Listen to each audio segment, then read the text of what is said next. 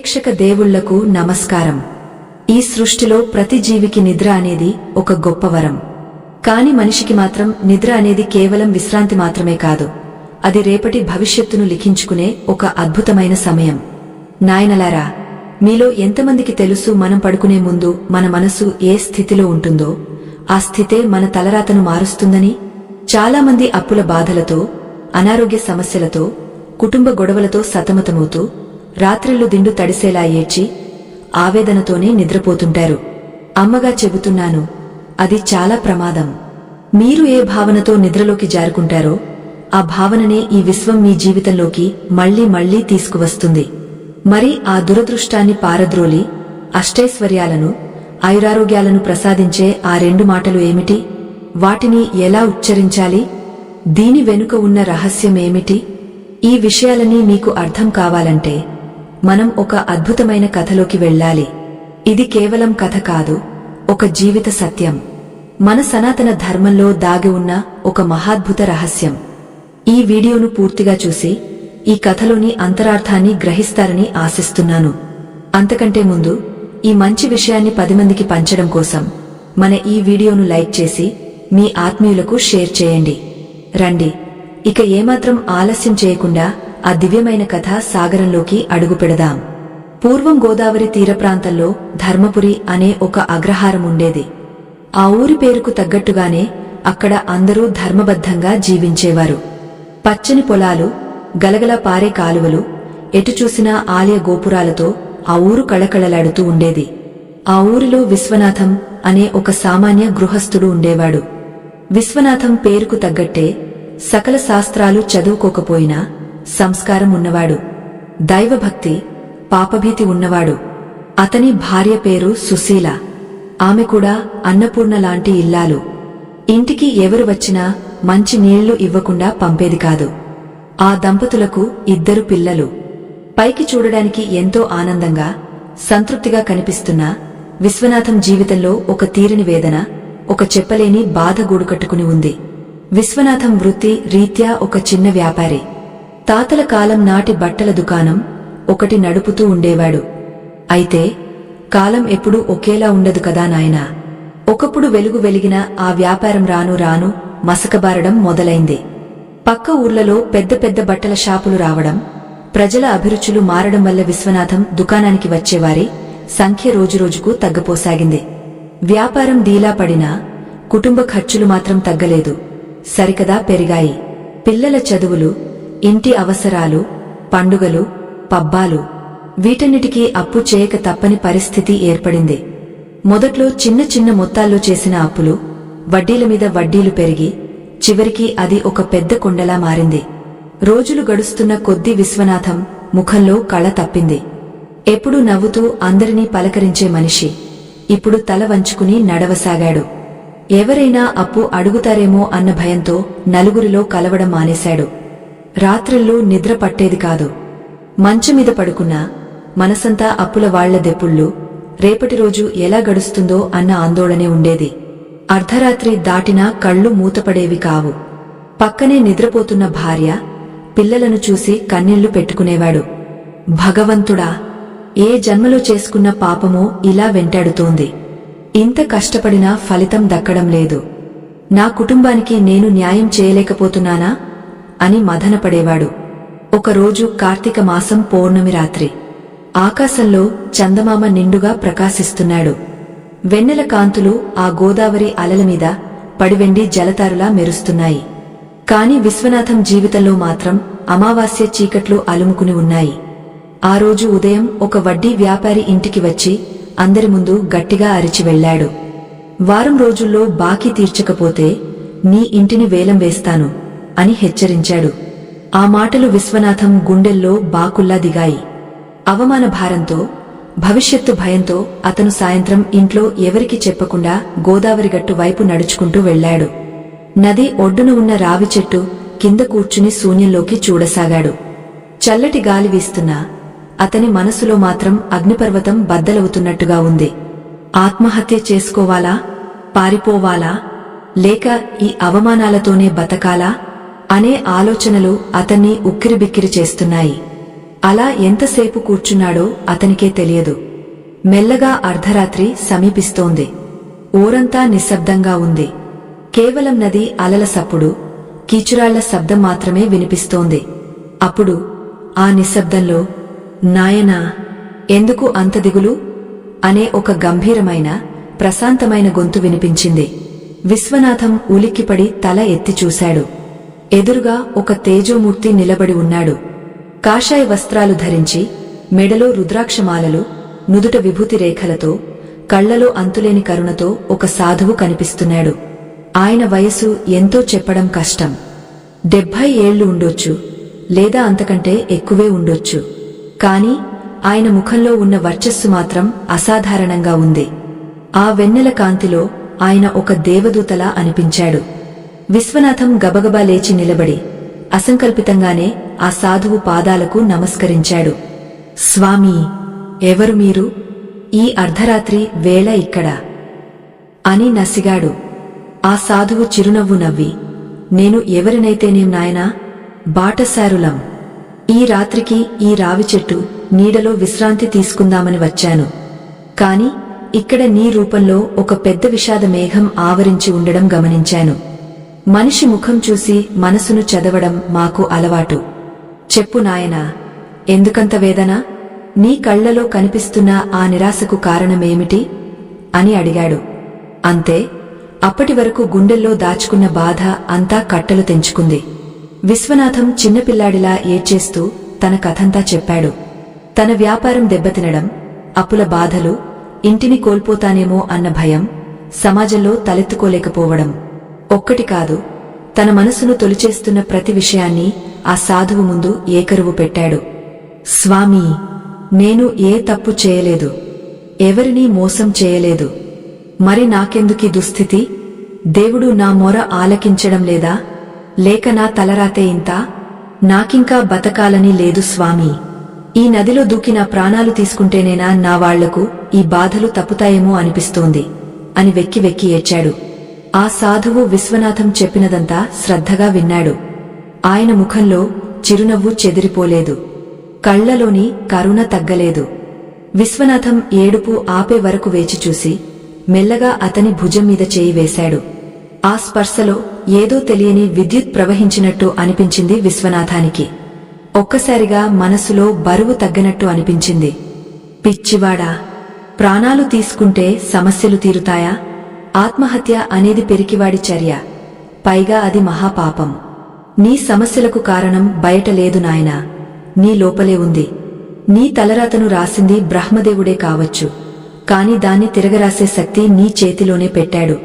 కాని ఆ శక్తిని ఎలా వాడాలో తెలియక అజ్ఞానంతో ఇలా కుమిలిపోతున్నావు అని అన్నాడు ఆ సాధువు. విశ్వనాథం ఆశ్చర్యంగా చూశాడు. నా లోపల ఉందా? నా తలరాతను నేనే మార్చుకోవచ్చా? అది ఎలా సాధ్యం స్వామీ? ఇన్ని రోజులు ఎన్నో పూజలు చేశాను, ఎన్నో గుళ్లకు తిరిగాను, కాని నా కష్టాలు తీరలేదు కదా అని అడిగాడు. సాధువు నవ్వి, నాయనా, నువ్వు గుడికి వెళ్లావు, పూజలు చేశావు, కాని నీ మనసును మాత్రం భయం, ఆందోళన అనే విషంతో నింపేశావు. నువ్వు రోజులో ఎక్కువ సమయం దేని గురించి ఆలోచిస్తున్నావు? అప్పుల గురించే కదా? అయ్యో అప్పులున్నాయి, అయ్యో కష్టాలున్నాయి అని నిరంతరం చింతిస్తున్నావు. మరి ముఖ్యంగా రాత్రి పడుకునే ముందు నీ స్థితి ఎలా ఉంటోంది? దిగులు, భయం, కన్నీళ్లు, అవునా అని అడిగాడు. విశ్వనాథం అవునన్నట్టు తల ఊపాడు. అవును స్వామీ, పడుకునే ముందు మరుసటి రోజు ఎలా గడుస్తుందో అని భయంగానే ఉంటుంది. అదే ఆలోచనలతో నిద్రలోకి వెళ్తాను అని చెప్పాడు. అక్కడే ఉంది అసలు పొరపాటు అని సాధువు గట్టిగా చెప్పాడు. విను నాయనా, ఈ సృష్టిలో విశ్వం అనే ఒక అద్భుతమైన శక్తి ఉంది. అది నీకు మంచి చేయాలా, చెడు చేయాలా అని ఆలోచించదు. నువ్వు ఏది బలంగా కోరుకుంటే, ఏ భావనతో ఉంటావో దాన్నే నీకు ప్రసాదిస్తుంది. ముఖ్యంగా రాత్రి నిద్రపోయే ముందు, అంటే మెలకువకు, నిద్రకు మధ్యలో ఒక సంధి కాలం ఉంటుంది. దాన్నే యోగ పరిభాషలో ఒక విశిష్టమైన స్థితి అంటారు. ఆ సమయంలో నీ ఉపచేతన మనసు చాలా చురుగ్గా ఉంటుంది. ఆ సమయంలో నువ్వు విత్తే విత్తనమే మరుసటి రోజు మహావృక్షమై నీకు ఫలితాన్ని ఇస్తుంది. ఆ ఆ సాధువు చెబుతున్న మాటలు విశ్వనాథానికి కొత్తగా ఉన్నాయి, కాని ఎంతో నమ్మకంగా అనిపిస్తున్నాయి. స్వామీ, మరి నేను ఏం చేయాలి? ఆ సమయంలో నేను అప్పుల గురించి ఆలోచించకపోతే అవి తీరుతాయా? నా సమస్యలు వాటంతటా అవే మాయం అవుతాయా అని అమాయకంగా అడిగాడు. సాధువు విశ్వనాథం కళ్లలోకి సూటిగా చూస్తూ ఇలా అన్నాడు. సమస్యల గురించి ఆలోచిస్తే సమస్యలే పెరుగుతాయి. పరిష్కారం గురించి ఆలోచిస్తే పరిష్కారం దొరుకుతుంది. కాని ఆ పరిష్కారం నీ బుర్రతో ఆలోచిస్తే రాదు. ఆ అనంతమైన విశ్వశక్తిని నీకు అనుకూలంగా మార్చుకోవాలి. అందుకు మన మహర్షులు ఎంతో పరిశోధించి ఒక అద్భుతమైన మార్గాన్ని కనుగొన్నారు. అది చాలా సులభం, కాని అత్యంత శక్తివంతం. రాత్రి పడుకునే ముందు కేవలం 2 నిమిషాలు, అవును, కేవలం 2 నిమిషాలు నీ మనసును నేను చెప్పినట్టుగా మలచుకోగలిగితే, 2 అద్భుతమైన మాటలను నీ అంతరాత్మకు వినిపించగలిగితే, నీ తలరాత మారడానికి ఎంతో సమయం పట్టదు. నీ దారిద్ర్యం పారిపోతుంది. లక్ష్మీదేవి నీ ఇంటి ముంగట నిలుస్తుంది. విశ్వనాథం ఆతృతగా అడిగాడు. ఏమిటా 2 మాటలు స్వామీ? వాటిని ఎలా అనాలి? దయచేసి నాకు ఉపదేశించండి. నా కుటుంబాన్ని కాపాడండి. సాధువు గోదావరి వైపు చూస్తూ, తొందరపడకు నాయనా, ఆ మాటలు కేవలం శబ్దాలు కాదు. అవి మంత్రాల కంటే శక్తివంతమైనవి. వాటిని ఉచ్చరించడానికి ఒక పద్ధతి ఉంది, ఒక క్రమం ఉంది. ముందుగా నీ మనసులో ఉన్న చెత్తను శుభ్రం చేయాలి. ఒక మురికి పాత్రలో అమృతం పోస్తే అది కూడా విషం అవుతుంది. అలాగే ఆందోళనతో నిండిన నీ మనసులో ఈ మాటలు వేస్తే ఫలితముండదు. అందుకే ముందుగా ఆ స్థితికి ఎలా చేరుకోవాలో చెబుతాను, శ్రద్ధగా విను అంటూ సాధువు విశ్వనాథాన్ని తన పక్కన కూర్చోబెట్టుకున్నాడు. చల్లటి గాలి వీస్తోంది. ఆ రాత్రి నిశ్శబ్దంలో ఆ సాధువు చెప్పబోయే రహస్యం కోసం విశ్వనాథం చెవులు రిక్కించి కూర్చున్నాడు. నాయనా విశ్వనాథం, మనిషికి రోజుకు 24 గంటలు. ఇందులో మనం ఎన్నో పనులు చేస్తుంటాం, ఎంతో మందితో మాట్లాడుతుంటాం. కాని రాత్రి పడుకునే ముందు ఉండే ఆ 10 నిమిషాలు, మరీ ముఖ్యంగా నిద్రలోకి జారుకునే ఆ చివరి 2 నిమిషాలు, అవి సాక్షాత్తు దైవ సన్నిధితో సమానం. ఆ సమయంలో నీ మనసు ఒక కల్పవృక్షం లాంటిది. నువ్వు ఏది అడిగితే అది ఇస్తుంది. కాని దురదృష్టవశాత్తు 99% మంది ఆ సమయంలో తమ కష్టాలను, నొప్పులను, శత్రువులను తలుచుకుంటూ ఆ కల్పవృక్షం కింద నాకు కష్టాలు కావాలి అని కోరుకున్నట్టే చేస్తున్నారు. నిజమే స్వామీ, నేను కూడా ఇన్నాళ్లు అదే చేశాను. రేపు వడ్డీవాడు వస్తాడేమో, రేపు పిల్లల ఫీజు ఎలా కట్టాలి అని ఆలోచిస్తూనే పడుకునేవాడిని అని పశ్చాత్తాపంతో అన్నాడు విశ్వనాథం. ఇకపై అలా చేయకు. ఈ రాత్రి నుండే నీ కొత్త జీవితం మొదలవుతుంది. ఈ ప్రక్రియను నిద్రాయోగం అని కూడా అనవచ్చు. ఇది చేయడానికి నీకు పైసా ఖర్చు లేదు. ఎక్కడికి వెళ్లనక్కర్లేదు. నీ ఇంట్లో, నీ మంచం మీదే దీన్ని సాధన చేయవచ్చు. ఇది 3 దశలుగా ఉంటుంది. మొదటిది శుద్ధి, రెండవది స్థితి, మూడవది సిద్ధి. ఇప్పుడు నేను చెప్పబోయే ఆ 2 మాటలు సిద్ధి దశకు సంబంధించినవి. కాని అక్కడికి వెళ్లాలంటే ముందు 2 దశలు దాటాలి. విశ్వనాథం ఏకాగ్రతగా వింటున్నాడు. సాధువు తన సంచిలోంచి ఒక చిన్న రాగపాత్రను తీసి అందులో గోదావరి నీళ్లు ముంచి విశ్వనాథం చేతిలో పోశాడు. తాగు నాయనా, ఇది నీ శరీరంలోని తాపాన్ని తగ్గస్తుంది అన్నాడు. విశ్వనాథం ఆ నీళ్లను భక్తిగా తాగాడు. మొదటి దశ శుద్ధి అంటే పగలు జరిగిన చేదు అనుభవాలను తుడిచిపెట్టేయడం. నువ్వు పడకగదిలోకి వెళ్లగానే చెప్పులు బయట వదిలేసినట్టు నీ మనసులో ఉన్న భారాలని గడప బయటే వదిలేయాలి. మంచం మీద కూర్చుని కళ్ళు మూసుకుని శ్వాస మీద ధ్యాస పెట్టాలి. ఒక 5 సార్లు దీర్ఘంగా ఊపిరి పీల్చి వదులు. అలా వదులుతున్నప్పుడు నీ శరీరంలో ఉన్న అలసట, నీ మనసులో ఉన్న ఆందోళన అంతా ఆ గాలి ద్వారా బయటకు వెళ్లిపోతున్నట్టు భావన చేయాలి. దీన్నే రేచక క్రియ అంటారు. ఇలా చేయడం వల్ల నీ మెదడులో ఆలోచనల వేగం తగ్గుతుంది, మనసు శాంతపడుతుంది. ఇది వినడానికి సులభంగానే ఉంది స్వామీ, కాని ఆచరణలో ఆ సమయానికి మళ్లీ పాత ఆలోచనలు వస్తే అని సందేహం వెలిబుచ్చాడు విశ్వనాథం. వస్తాయి నాయనా, మొదట్లో ఖచ్చితంగా వస్తాయి. కోతిలాంటి మనసు ఒక పట్టాన కుదుటపడదు. అందుకే నీకు ఒక చిన్న ఉపాయం చెబుతాను. ఆలోచనలు వచ్చినప్పుడు వాటిని ఆపడానికి ప్రయత్నించకు. వాటిని కేవలం గమనించు. ఆకాశంలో మబ్బులు వెళ్తున్నట్టుగా నీ ఆలోచనలు వెళ్తుంటే వాటిని సాక్షిగా చూడు. నేను వేరు, నా ఆలోచన వేరు అనే భావనతో ఉండు. ఇలా కాసేపు చేస్తే మనసు నెమ్మదిస్తుంది. అప్పుడు రెండవ దశ, స్థితి, మొదలవుతుంది. ఇదే అసలైన కీలకం. ఈ స్థితిలోనే నువ్వు ఆ రెండు దివ్యమైన మాటలను నాటాలి. సాధువు ఒక్క క్షణం ఆగి విశ్వనాథం ముఖంలోకి తీక్షణంగా చూశాడు. విశ్వనాథం, ఇప్పుడు నేను చెప్పబోయేది చాలా రహస్యమైన విద్య. పూర్వం ఋషులు తమ శిష్యులకు మాత్రమే చెప్పేవారు. కాని కలియుగంలో జనుల కష్టాలు చూడలేక అందరికీ అందుబాటులో ఉండాలని పెద్దలు దీనిని సూక్ష్మీకరించారు. ఆ రెండు మాటల్లో ఒక అద్భుతమైన ప్రకంపన ఉంది. అవి బీజాక్షరాల లాంటివి. వాటి అర్థం తెలుసుకుని నమ్మి పలికితే కొండంత అప్పు అయినా మంచులా కరిగిపోతుంది అని చెబుతూ సాధువు ఆ రెండు మాటలను ఉచ్చరించడానికి సిద్ధమయ్యాడు. విశ్వనాథం గుండె వేగంగా కొట్టుకుంటోంది. తన జీవితాన్ని మార్చే ఆ మంత్రం ఏమిటనే ఉత్కంఠ అతనిలో పెరిగిపోయింది. ఇంతలో గాలి వేగం పెరిగింది.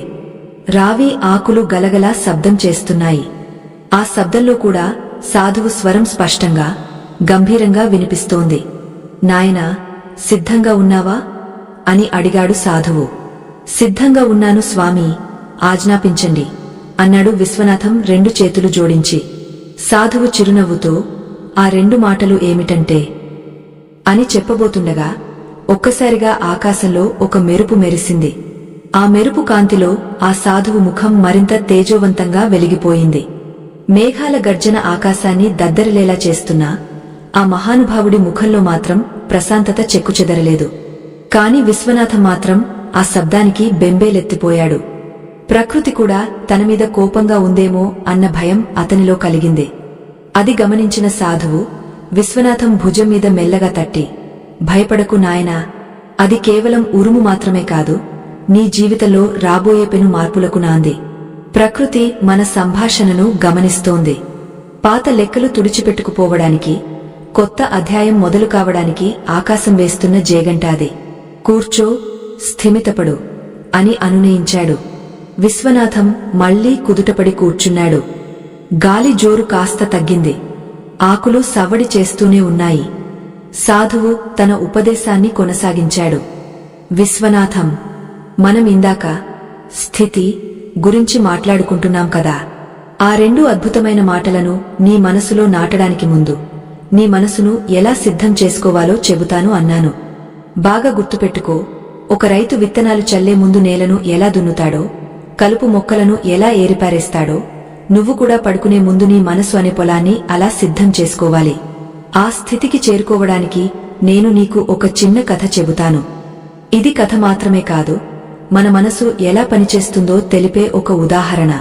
శ్రద్ధగా విను అంటూ సాధువు ఒక చిన్న కథను ప్రారంభించాడు. అనగనగా ఒక రాజ్యానికి రాజు ఉండేవాడు. ఆయన చాలా గొప్ప పరాక్రమవంతుడు.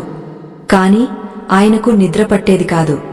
పట్టుపరుపులు, హంసతులికా తల్పాలు, చల్లటి గాలి వీచేలా ఏర్పాటు చేసిన వింజామరలు, ఎన్ని సౌకర్యాలున్నా కళ్లు మూసుకోగానే రాజ్యంలోని సమస్యలు, శత్రురాజుల ఎత్తుగడలు, మంత్రికుట్రలు అన్నీ గుర్తొచ్చి నిద్రపోయేవాడు కాదు. ఆందోళనతో రాత్రంతా ఇటు అటు దొర్లుతూ ఉండేవాడు.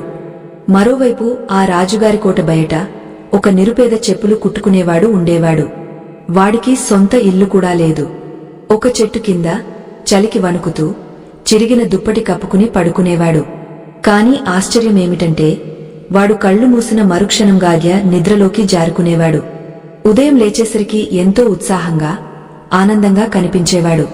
ఇది గమనించిన రాజుగారికి అసూయ కలిగింది.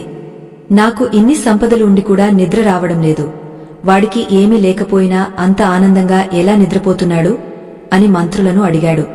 అప్పుడు ఒక తెలివైన మంత్రి ఇలా అన్నాడు, ప్రభూ, మీకు నిద్రపోవడానికి పరుపు ఉంది కాని మనసులో ప్రశాంతత లేదు. వాడికి పరుపు లేదు కాని మనసులో ఎలాంటి బరువు లేదు. వాడు పడుకునే ముందు రేపటి గురించి ఆలోచించడు. ఈ రోజు దొరికిన కూడుకు తృప్తిపడి ఆ భగవంతుడికి దండం పెట్టుకుని అంతా నీదే భారం అని వదిలేసి పడుకుంటాడు. మీరు మాత్రం రేపు ఏం జరుగుతుందో అన్న భయాన్ని మోస్తూ పడుకుంటారు. అదే తేడా అని చెప్పాడు. చూసావా విశ్వనాథం, ఆ చెప్పులు కుట్టుకునేవాడి దగ్గర లేని సంపద రాజుగారి దగ్గర ఉంది. కాని రాజుగారి దగ్గర లేని వదిలేసే తత్వం ఆ పేదవాడి దగ్గర ఉంది. నువ్వు కూడా ఇన్నాళ్ళు ఆ రాజుగారిలాగే ప్రవర్తించావు. అప్పుల గురించి, అవమానాల గురించి ఆలోచిస్తూ నిద్రను, అదృష్టాన్ని దూరం చేసుకున్నావు. ఈ రోజు నుండి నువ్వు ఆ పేదవాడిలా మారాలి. అంటే పేదరికాన్ని కోరుకోమని కాదు, ఆ వదిలేసే తత్వాన్ని అలవర్చుకోమని. విశ్వనాథం ఆలోచనలో పడ్డాడు. నిజమే స్వామీ, నేను పడుకునే ముందు ఎప్పుడూ నా కష్టాలనే తలుచుకుంటాను. వాటిని వదిలేయడం ఎలాగో నాకు తెలియడం లేదు అన్నాడు. అందుకే ఈ నిద్రాయోగం. నాయనా, మనిషి మెదడులో ఆలోచనల అలలు ఎప్పుడూ లేస్తూనే ఉంటాయి. కాని నిద్రకు ఉపక్రమించే ముందు ఆ అలల వేగాన్ని తగ్గించాలి. దాన్నే యోగులు యోగ నిద్ర అంటారు. నువ్వు మంచమీద వెల్లకిలా పడుకుని కళ్ళు మూసుకుని నీ కాలి బొటనవేలు నుండి తల వరకు ప్రతి అవయవాన్ని గమనిస్తూ విశ్రాంతి తీసుకో అని ఆజ్ఞాపించాలి. పాదాలు రిలాక్స్ అవ్వాలి, మోకాళ్ళు రిలాక్స్ అవ్వాలి, పొట్ట, ఛాతీ, చేతులు, మెడ, ముఖం ఇలా ప్రతి భాగాన్ని నీ మనసుతో తాకుతూ వాటిని వదులుగా వదిలేయాలి. ఇలా చేయడం వల్ల నీ శరీరంలోని నరాలు జివ్వుమని లాగడం మానేసి ఒక రకమైన తేలికపాటి స్థితికి వస్తాయి. అప్పుడు నీ మనసు ఒక ప్రశాంతమైన సరస్సులా మారుతుంది. అలలు లేని సరస్సులో అడుగున ఉన్న గులకరాళ్లు కూడా స్పష్టంగా కనిపిస్తాయి కదా. అలాగే ఆ ప్రశాంతమైన స్థితిలో నువ్వు వేసే సంకల్పం నేరుగా నీ తలరాతను రాసే ఆ దైవశక్తికి, అంతరాత్మకు చేరుతుంది. ఇప్పుడు అసలు ఘట్టానికి వద్దాం. నీ శరీరం, మనసు తేలికపడ్డాక నువ్వు నిద్రలోకి జారుకోవడానికి సరిగ్గా 2 నిమిషాల ముందు ఈ 2 మాటలను ఉచ్చరించాలి. మొదటి మాట అత్యంత శక్తివంతమైన మాట, ధన్యోస్మి. అవును నాయనా, కేవలం ధన్యోస్మి, నేను ధన్యుడను. దీని అర్థం కేవలం కృతజ్ఞత చెప్పడం మాత్రమే కాదు, అంతకంటే లోతైనది. చాలామంది దేవుడి దగ్గరికి వెళ్లి నాకు అది లేదు, ఇది లేదు, అది ఇవ్వు, ఇది ఇవ్వు అని అడుక్కుంటారు. అంటే వాళ్ల మనసులో ఏ భావన ఉంది? లేమి, ల్యాక్ అనే భావన ఉంది. నా దగ్గర లేదు కాబట్టి అడుగుతున్నాను అనే సంకేతాన్ని విశ్వానికి పంపిస్తున్నారు. నువ్వు విశ్వానికి ఏ సంకేతం పంపిస్తావో విశ్వం దాన్నే పదింతలు చేసి వెనక్కి ఇస్తుంది. నువ్వు లేదు అని ఏడిస్తే విశ్వం నీకు లేదు అనే పరిస్థితులని ఇంకా ఎక్కువగా ఇస్తుంది. అందుకే పేదవాడు ఇంకా పేదవాడిగా మారుతున్నాడు, కష్టాలు ఉన్నవాడికి ఇంకా కష్టాలు వస్తున్నాయి. కాని ఎప్పుడైతే నువ్వు ధన్యోస్మి అని అంటావో అప్పుడు నువ్వు విశ్వానికి ఒక గొప్ప సందేశాన్ని పంపిస్తున్నావు. నాకు ఇప్పటికే ఎంతో ఇచ్చావు, నేను చాలా సంతోషంగా ఉన్నాను, తృప్తిగా ఉన్నాను అని చెబుతున్నావు. కృతజ్ఞత అనేది సంపదకు అయస్కాంతం లాంటిది నాయనా. లేని దాని గురించి ఏడవడం మానేసి ఉన్నదానిని గుర్తించి ఆనందించడమే సిరిసంపదలకు మొదటి మెట్టు. విశ్వనాథం కాస్త అసహనంగా కదిలాడు. స్వామీ, మీ మాటలు వినడానికి బాగానే ఉన్నాయి, కాని ఆచరణలో నాకు కష్టంగా ఉంది. నాకు తలమీద కొండంత అప్పు ఉంది, రేపు ఇల్లు వేలం వేస్తామంటున్నారు, తినడానికి తిండి కూడా సరిగా లేదు. ఈ పరిస్థితుల్లో నేను ఎవరికి, ఎందుకు కృతజ్ఞత చెప్పాలి?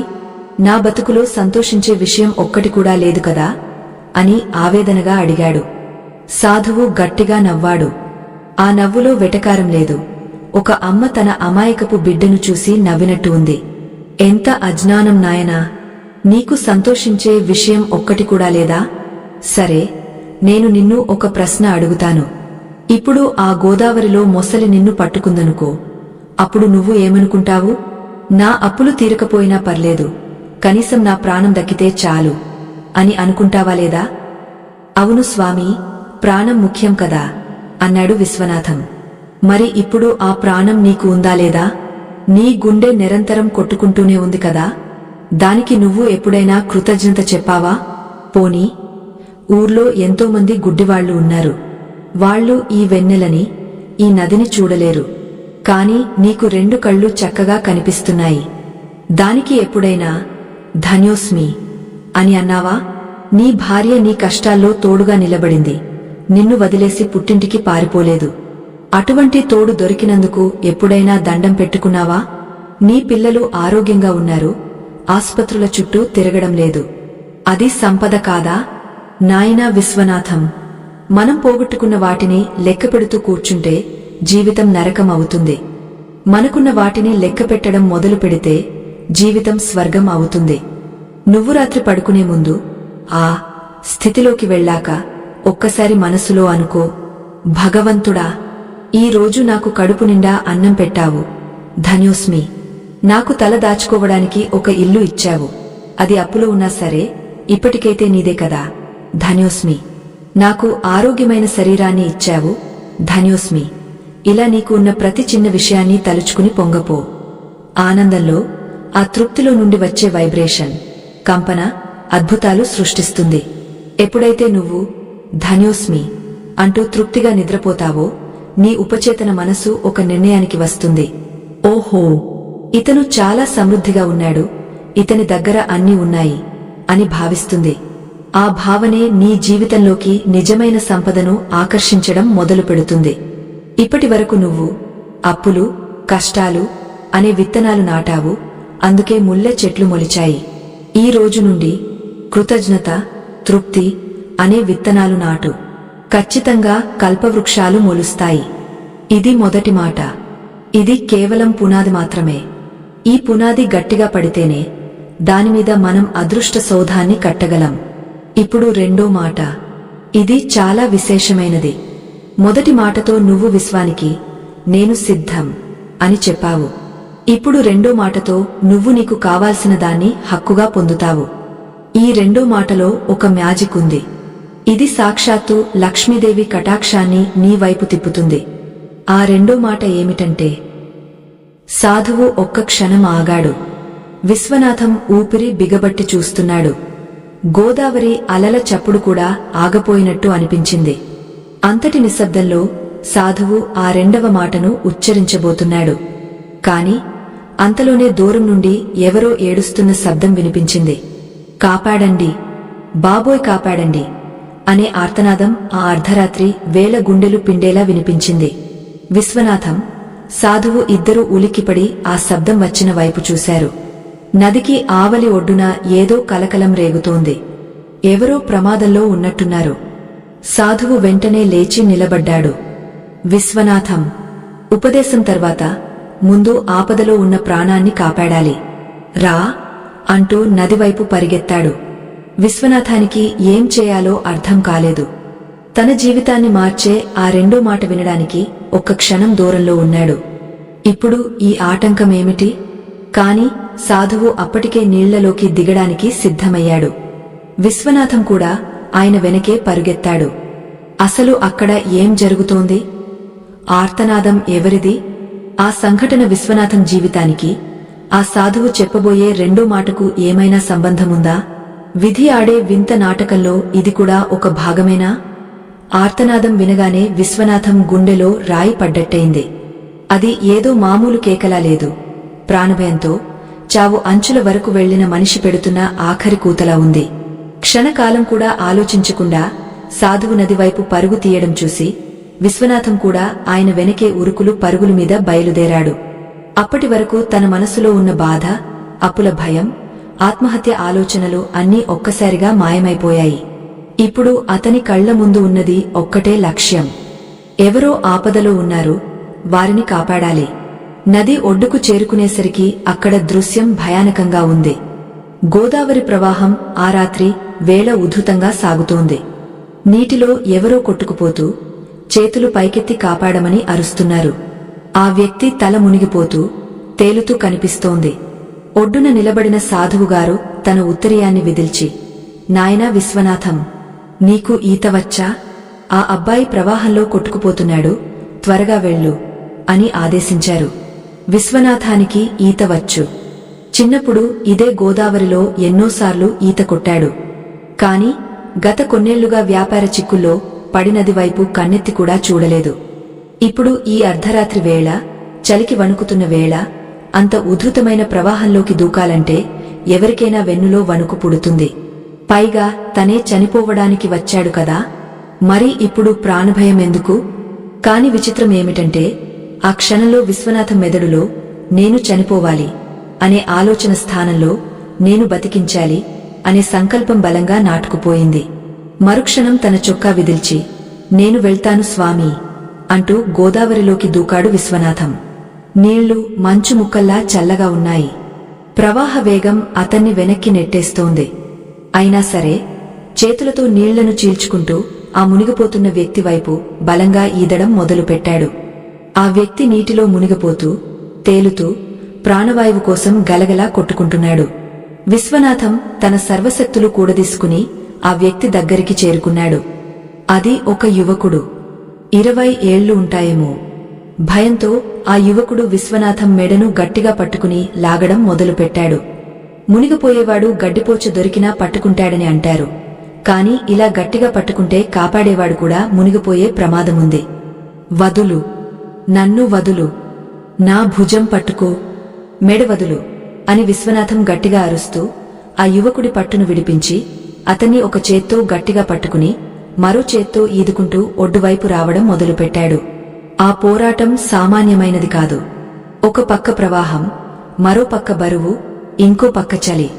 విశ్వనాథం ఊపిరితిత్తులు పగిలిపోయేలా ఉన్నాయి. చేతులు నొప్పులు పుడుతున్నాయి. అయినా సరే ఆ యువకుడిని బతికించాలనే పట్టుదల అతన్ని నడిపిస్తోంది. చివరికి ఎలాగోలా ఒడ్డుకు చేరారు. సాధువుగారు గబగబా నీళ్లలోకి దిగి వారిద్దరినీ పైకి లాగారు. విశ్వనాథం, ఆ యువకుడు ఇద్దరూ ఇసుకలో పడిపోయి రొప్పుతున్నారు. ఆ యువకుడు నోట్లోంచి ముక్కులోంచి నీళ్లు కక్కుతున్నాడు. సాధువుగారు వెంటనే ఆ యువకుడి పొట్టమీద నొక్కి నీళ్లన్నీ బయటకు వచ్చేలా చేశారు. కాసేపటికి ఆ యువకుడు దగ్గుతూ కళ్ళు తెరిచాడు. ప్రాణం దక్కింది అన్న నమ్మకం కలగగానే విశ్వనాథం ఆయాసపడుతూనే లేచి కూర్చున్నాడు. ఆ యువకుడిని చూడగానే అతనికి ఎక్కడ లేని కోపం వచ్చింది. ఏమయ్యా, బుద్ధుందా నీకు? అంత చిన్న వయసు, నిండు 100 ఏళ్లు బతకాల్సినవాడివి. ఇలా అర్ధరాత్రి పూట నదిలో దూకి చావాలని ఎందుకనిపించింది? అసలు నీ తల్లిదండ్రులు ఏమైపోతారో ఆలోచించావా అని గట్టిగా మందలించాడు. ఆ యువకుడు ఏడుస్తూ, నేను డిగ్రీ ఫెయిల్ అయ్యాను అంకుల్. ఇంట్లో వాళ్లకు ముఖం చూపించలేక అందరూ నవ్వుతారని భయపడి బతకడం అనవసరం అనిపించి దూకేశాను. కాని నీళ్లలో ఊపిరి ఆడకపోయేసరికి భయమేసింది. బతకాలనిపించింది. అందుకే అరిచాను. నన్ను క్షమించండి అని బావురుమన్నాడు. ఆ యువకుడి మాటలు వినగానే విశ్వనాథం నోట మాట రాలేదు. ఒక్కసారిగా తన అంతరాత్మ తనను ప్రశ్నిస్తున్నట్టు అనిపించింది. చూసావా విశ్వనాథం, ఈ కుర్రాడు పరీక్ష తప్పితేనే చనిపోవాలనుకున్నాడు. మరి నువ్వు అప్పులు తీరలేదని చనిపోవాలనుకున్నావు. వాడికి నీకు తేడా ఏముంది? ఇద్దరూ పెరికివాళ్లే కదా. మరి నువ్వు వాడిని తిట్టే అర్హత నీకు ఎక్కడిది అని తన మనసే తనను నిలదీసినట్టు అనిపించింది. పక్కనే ఉన్న సాధువు చిరునవ్వు నవ్వుతూ విశ్వనాథం వైపు చూశారు. చూసావా నాయనా, మనిషి మనస్తత్వం ఎంత విచిత్రంగా ఉంటుందో. 5 నిమిషాల ముందు నువ్వు కూడా ఇదే నదిలో దూకి చనిపోవాలనుకున్నావు. నీ బతుకు మీద నీకు విరక్తి పుట్టింది. కాని కళ్ల ముందు మరొకరు చనిపోతుంటే మాత్రం తట్టుకోలేకపోయావు. నీ ప్రాణాన్ని పణంగా పెట్టి మరీ వాడిని కాపాడావు. అంటే దాని అర్థమేంటి? నీలో ఇంకా జీవించాలనే కోరిక బలంగా ఉంది. నీకు బతుకు మీద ఆశ చావలేదు. కేవలం కష్టాలకు భయపడ్డావు అంతే. ఆ భయం నీ కళ్లకు గంతలు కట్టింది. ఇప్పుడు ఆ గంతలు విడిపోయాయా అని అడిగారు.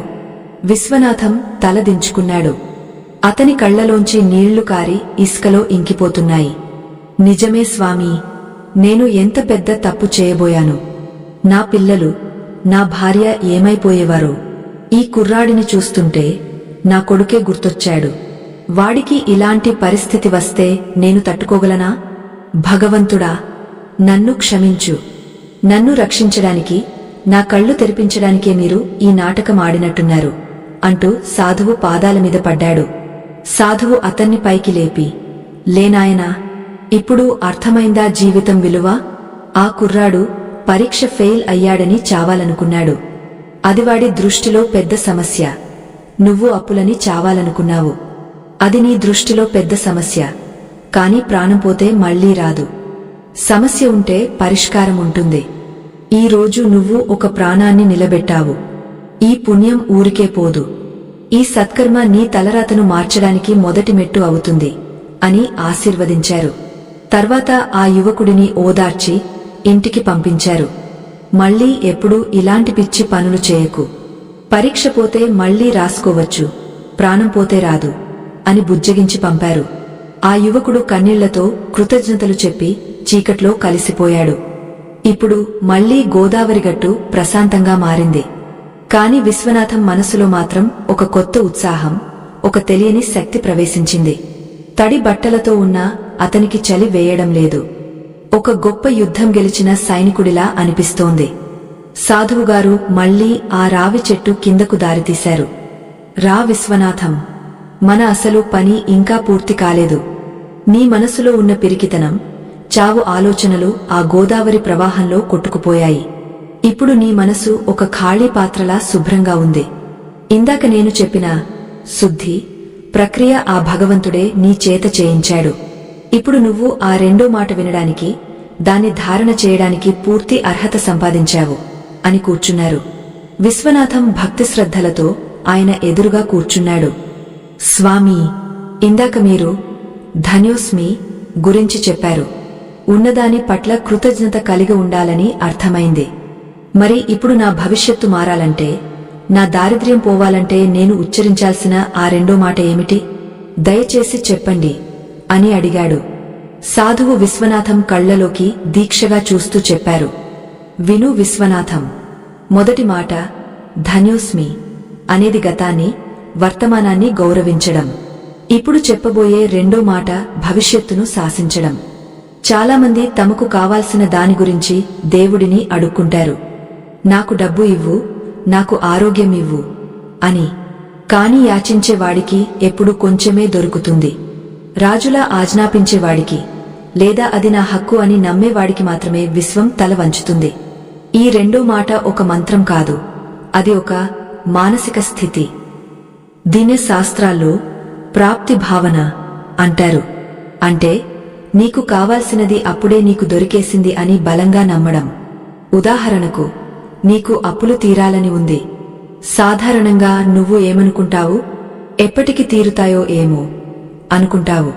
కాని ఈ పద్ధతిలో నువ్వు పడుకునే ముందు కళ్ళు మూసుకుని, నీ అప్పులన్నీ తీరిపోయినట్టు, నీ ఇంటి పత్రాలు నీ చేతికి వచ్చినట్టు, నీ భార్య ముఖంలో ఆనందం చూస్తున్నట్టు స్పష్టంగా ఊహించుకోవాలి.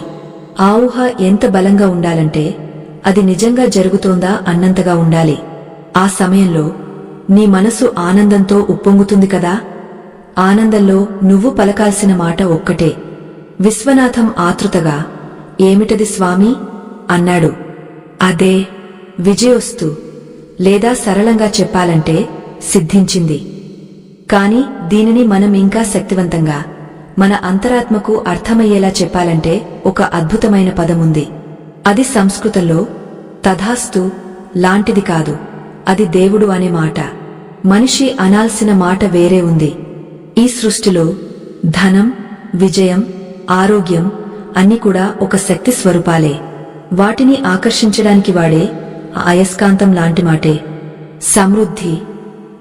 విశ్వనాథం ఆశ్చర్యంగా, సమృద్ధి కేవలం ఈ ఒక్క మాటేనా స్వామీ అని అడిగాడు. అవును నాయనా, సమృద్ధి. కాని దాన్ని వాక్యంలా కలిపి చెప్పాలి. పడుకునే ముందు ధన్యోస్మి అని నీ దగ్గర ఉన్న వాటికి కృతజ్ఞత చెప్పిన తర్వాత ఒక దీర్ఘశ్వాస తీసుకుని నీ కోరిక తీరిపోయినట్టు ఊహించుకుంటూ చిరునవ్వుతో నేను సమృద్ధిగా ఉన్నాను, లేదా కేవలం నా జీవితం సమృద్ధిమయం అని పలకాలి. ఎందుకంటే నాకు కావాలి అంటే నా దగ్గర లేదు అని అర్థం. విశ్వం నీకు లేమిని ఇస్తుంది, కాని నేను సమృద్ధిగా ఉన్నాను అని నువ్వు ఎప్పుడైతే అంటావో, నీ సబ్ కాన్షియస్ మైండ్, ఉపచేతన మనసు ఆశ్చర్యపోతుంది. ఓహో, ఇతని దగ్గర అన్నీ ఉన్నాయి కాబోలు అని భ్రమపడి నిజంగానే నీ జీవితంలోకి ధన ప్రవాహాన్ని, అవకాశాలను తీసుకురావడం మొదలు పెడుతుంది. ఇది సైన్స్ నాయనా. మన మెదడుకు నిజానికి ఊహకు తేడా తెలియదు. నువ్వు నిద్రలోకి జారుకునే ఆ సున్నితమైన సమయంలో నేను కష్టాల్లో ఉన్నాను అని పడుకుంటే రాత్రంతా నీ మెదడు కష్టాలనే ప్రాసెస్ చేస్తుంది. అదే నేను సమృద్ధిగా ఉన్నాను, నేను ఐశ్వర్యవంతుడిని అనే భావనతో ఆ రెండో మాటను ఉచ్చరించి నిద్రపోతే రాత్రంతా నీ మెదడు ఆ సమృద్ధిని నీ వైపు ఆకర్షించే పనిలో ఉంటుంది. తెల్లారేసరికి నీకు కొత్త దారులు కనిపిస్తాయి, అప్పులు తీరే మార్గాలు గోచరిస్తాయి. అయితే ఇందులో ఒక చిన్న మెలిక ఉంది. ఇది వినడానికి సులభంగానే ఉంటుంది, కాని ఆచరించేటప్పుడు నీ తర్కం అడ్డు వస్తుంది. జేబులో చిల్లి గవ్వలేదు, సమృద్ధి అని ఎలా అనాలి అని నీ బుర్ర నిన్ను వెక్కిరిస్తుంది. ఆ వెక్కిరింతను జయించి నమ్మకంతో ఈ మాట అనగలిగినవాడే నిజమైన విజేత. ఆ సందేహాన్ని ఎలా దాటాలి? దానికి మన మహర్షులు నిద్రా నియమంలో ఒక రహస్య పద్ధతిని చెప్పారు.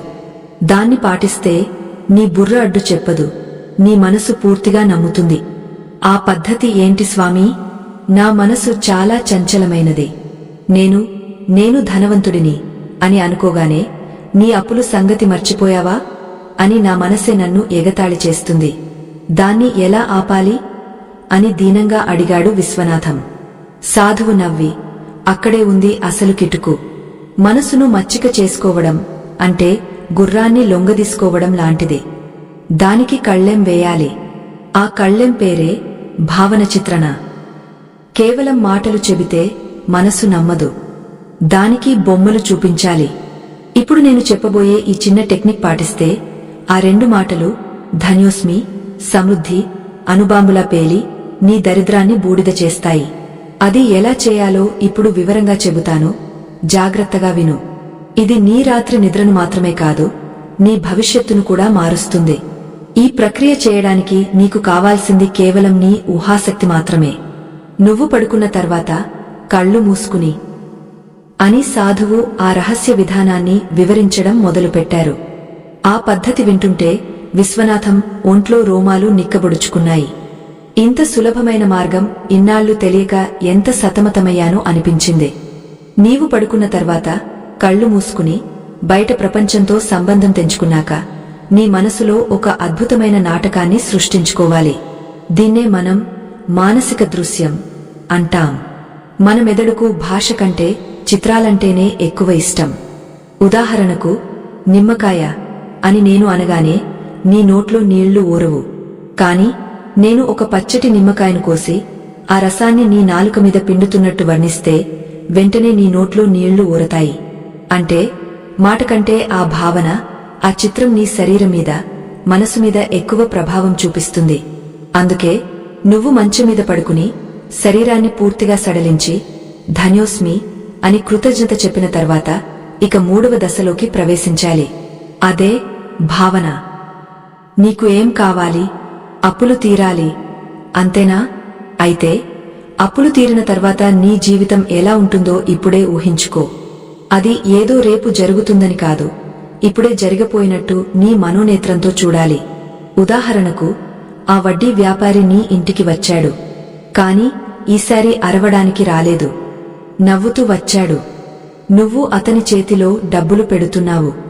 అతను సంతోషంగా తీసుకుని, విశ్వనాథం గారు, మీరు చాలా నిజాయితీపరులు, మీ బాకీ తీరిపోయింది, ఇదిగో మీ పత్రాలు అని నీ కాగితాలు నీకు తిరిగి ఇస్తున్నట్టు స్పష్టంగా చూడాలి. ఆ కాగితాలను నీ చేతితో తాకుతున్నట్టు స్పర్శను అనుభవించు. పక్కనే నీ భార్య సుశీల ఆనందబాష్పాలతో నిన్ను చూస్తున్నట్టు ఊహించుకో. నీ పిల్లలు సంతోషంగా గెంతుతున్నట్టు ఊహించుకో. ఆ దృశ్యంలో రంగులుండాలి, శబ్దాలుండాలి, భావోద్వేగాలు ఉండాలి. ఇలా ఒక 5 నిమిషాల పాటు ఆ విజయవంతమైన దృశ్యాన్ని నీ మనసులో ఒక సినిమా లాగా తిప్పుకో. ఆ సమయంలో నీ మనసులో ఒక తెలియని ఆనందం, ఒక గెలుపు భావన పొంగుకొస్తుంది. సరిగ్గా ఆ భావన తారాస్థాయికి చేరినప్పుడు అప్పుడు ఈ రెండో మాటను అస్త్రంలా వదలాలి. గట్టిగా ఊపిరి పీల్చుకుని మనసులోనే ప్రశాంతంగా, నమ్మకంతో, నా జీవితం సమృద్ధిమయం, నా సంకల్పం సిద్ధించింది అని చెప్పుకోవాలి. గుర్తుపెట్టుకో విశ్వనాథం, ఈ మాట చెప్పేటప్పుడు నీలో ఎలాంటి సందేహం ఉండకూడదు. ఇది అబద్ధం కదా అని నీ బుర్ర వాదిస్తుంది, కాని నువ్వు ఆ వాదన వినకూడదు. ఒక చిన్న పిల్లాడు తను సూపర్ మ్యాన్ అని నమ్మినప్పుడు ఎంత బలంగా ఫీలవుతాడో నువ్వు కూడా ఆ క్షణంలో అంత బలంగా నమ్మాలి. ఎందుకంటే ఆ సమయంలో నీ తర్కం నిద్రపోవడానికి సిద్ధంగా ఉంటుంది. నీ అంతరాత్మ మేల్కొని ఉంటుంది. నువ్వు ఆ అంతరాత్మకు ఏ విత్తనం ఇస్తే అది అదే మొలకెత్తిస్తుంది. నువ్వు సమృద్ధి అని విత్తనం వేస్తే అది నీకు తెలియని దారుల ద్వారా సంపదను తెచ్చిస్తుంది. ఈ ప్రక్రియ పూర్తయ్యాక ఇక మళ్లీ కళ్ళు తెరవకూడదు, మరే ఇతర ఆలోచనలు చేయకూడదు. ఆనందమైన భావనతోనే ఆ సమృద్ధి అనే మంత్రంతోనే మెల్లగా నిద్రలోకి జారుకోవాలి. అంటే నీ రోజులోని చివరి ఆలోచన విజయం అయి ఉండాలి. అలా అయితే రాత్రంతా అంటే సుమారు 6-7 గంటల పాటు నీ అంతరాత్మ అదే పనిలో ఉంటుంది. ఈ విశ్వంలో ఉన్న శక్తులన్నింటినీ కూడగట్టి నీ కోరికను తీర్చడానికి ప్రణాళికలు రచిస్తుంది. ఉదయం లేచేసరికి నీకు ఒక కొత్త ఆలోచన రావచ్చు, లేదా నీకు సహాయం చేసే వ్యక్తి ఎదురుపడవచ్చు, లేదా అద్భుతమైన అవకాశం రావచ్చు. కాని ఒక్క విషయం నాయనా, ఇది ఒక్క రోజులో జరిగే మాయ కాదు. దీనికి మండల దీక్ష కావాలి. అంటే 41 రోజులు. ఎందుకంటే నీ మెదడులో ఇన్నాళ్లుగా పేరుకుపోయిన దారిద్ర్యం, భయం అని మురికిపోవాలంటే కనీసం ఒక మండల కాలం పాటు నిరంతరం ఈ సమృద్ధి అనే మంచి నీళ్లను పోస్తూనే ఉండాలి. మధ్యలో ఒక్కరోజు కూడా ఆపకూడదు. నీకు ఎంత కష్టం వచ్చినా, ఎంత నిరాశ అనిపించినా రాత్రి పడుకునే ఆ 10 నిమిషాలు మాత్రం నీవి కాదు, ఆ దైవానివి అని గుర్తుపెట్టుకో. ఈ సాధనను వజ్రాయుధంలా వాడుకో. ఫలితం దానంతటా అదే వస్తుంది. సాధువు చెప్పడం ముగించారు.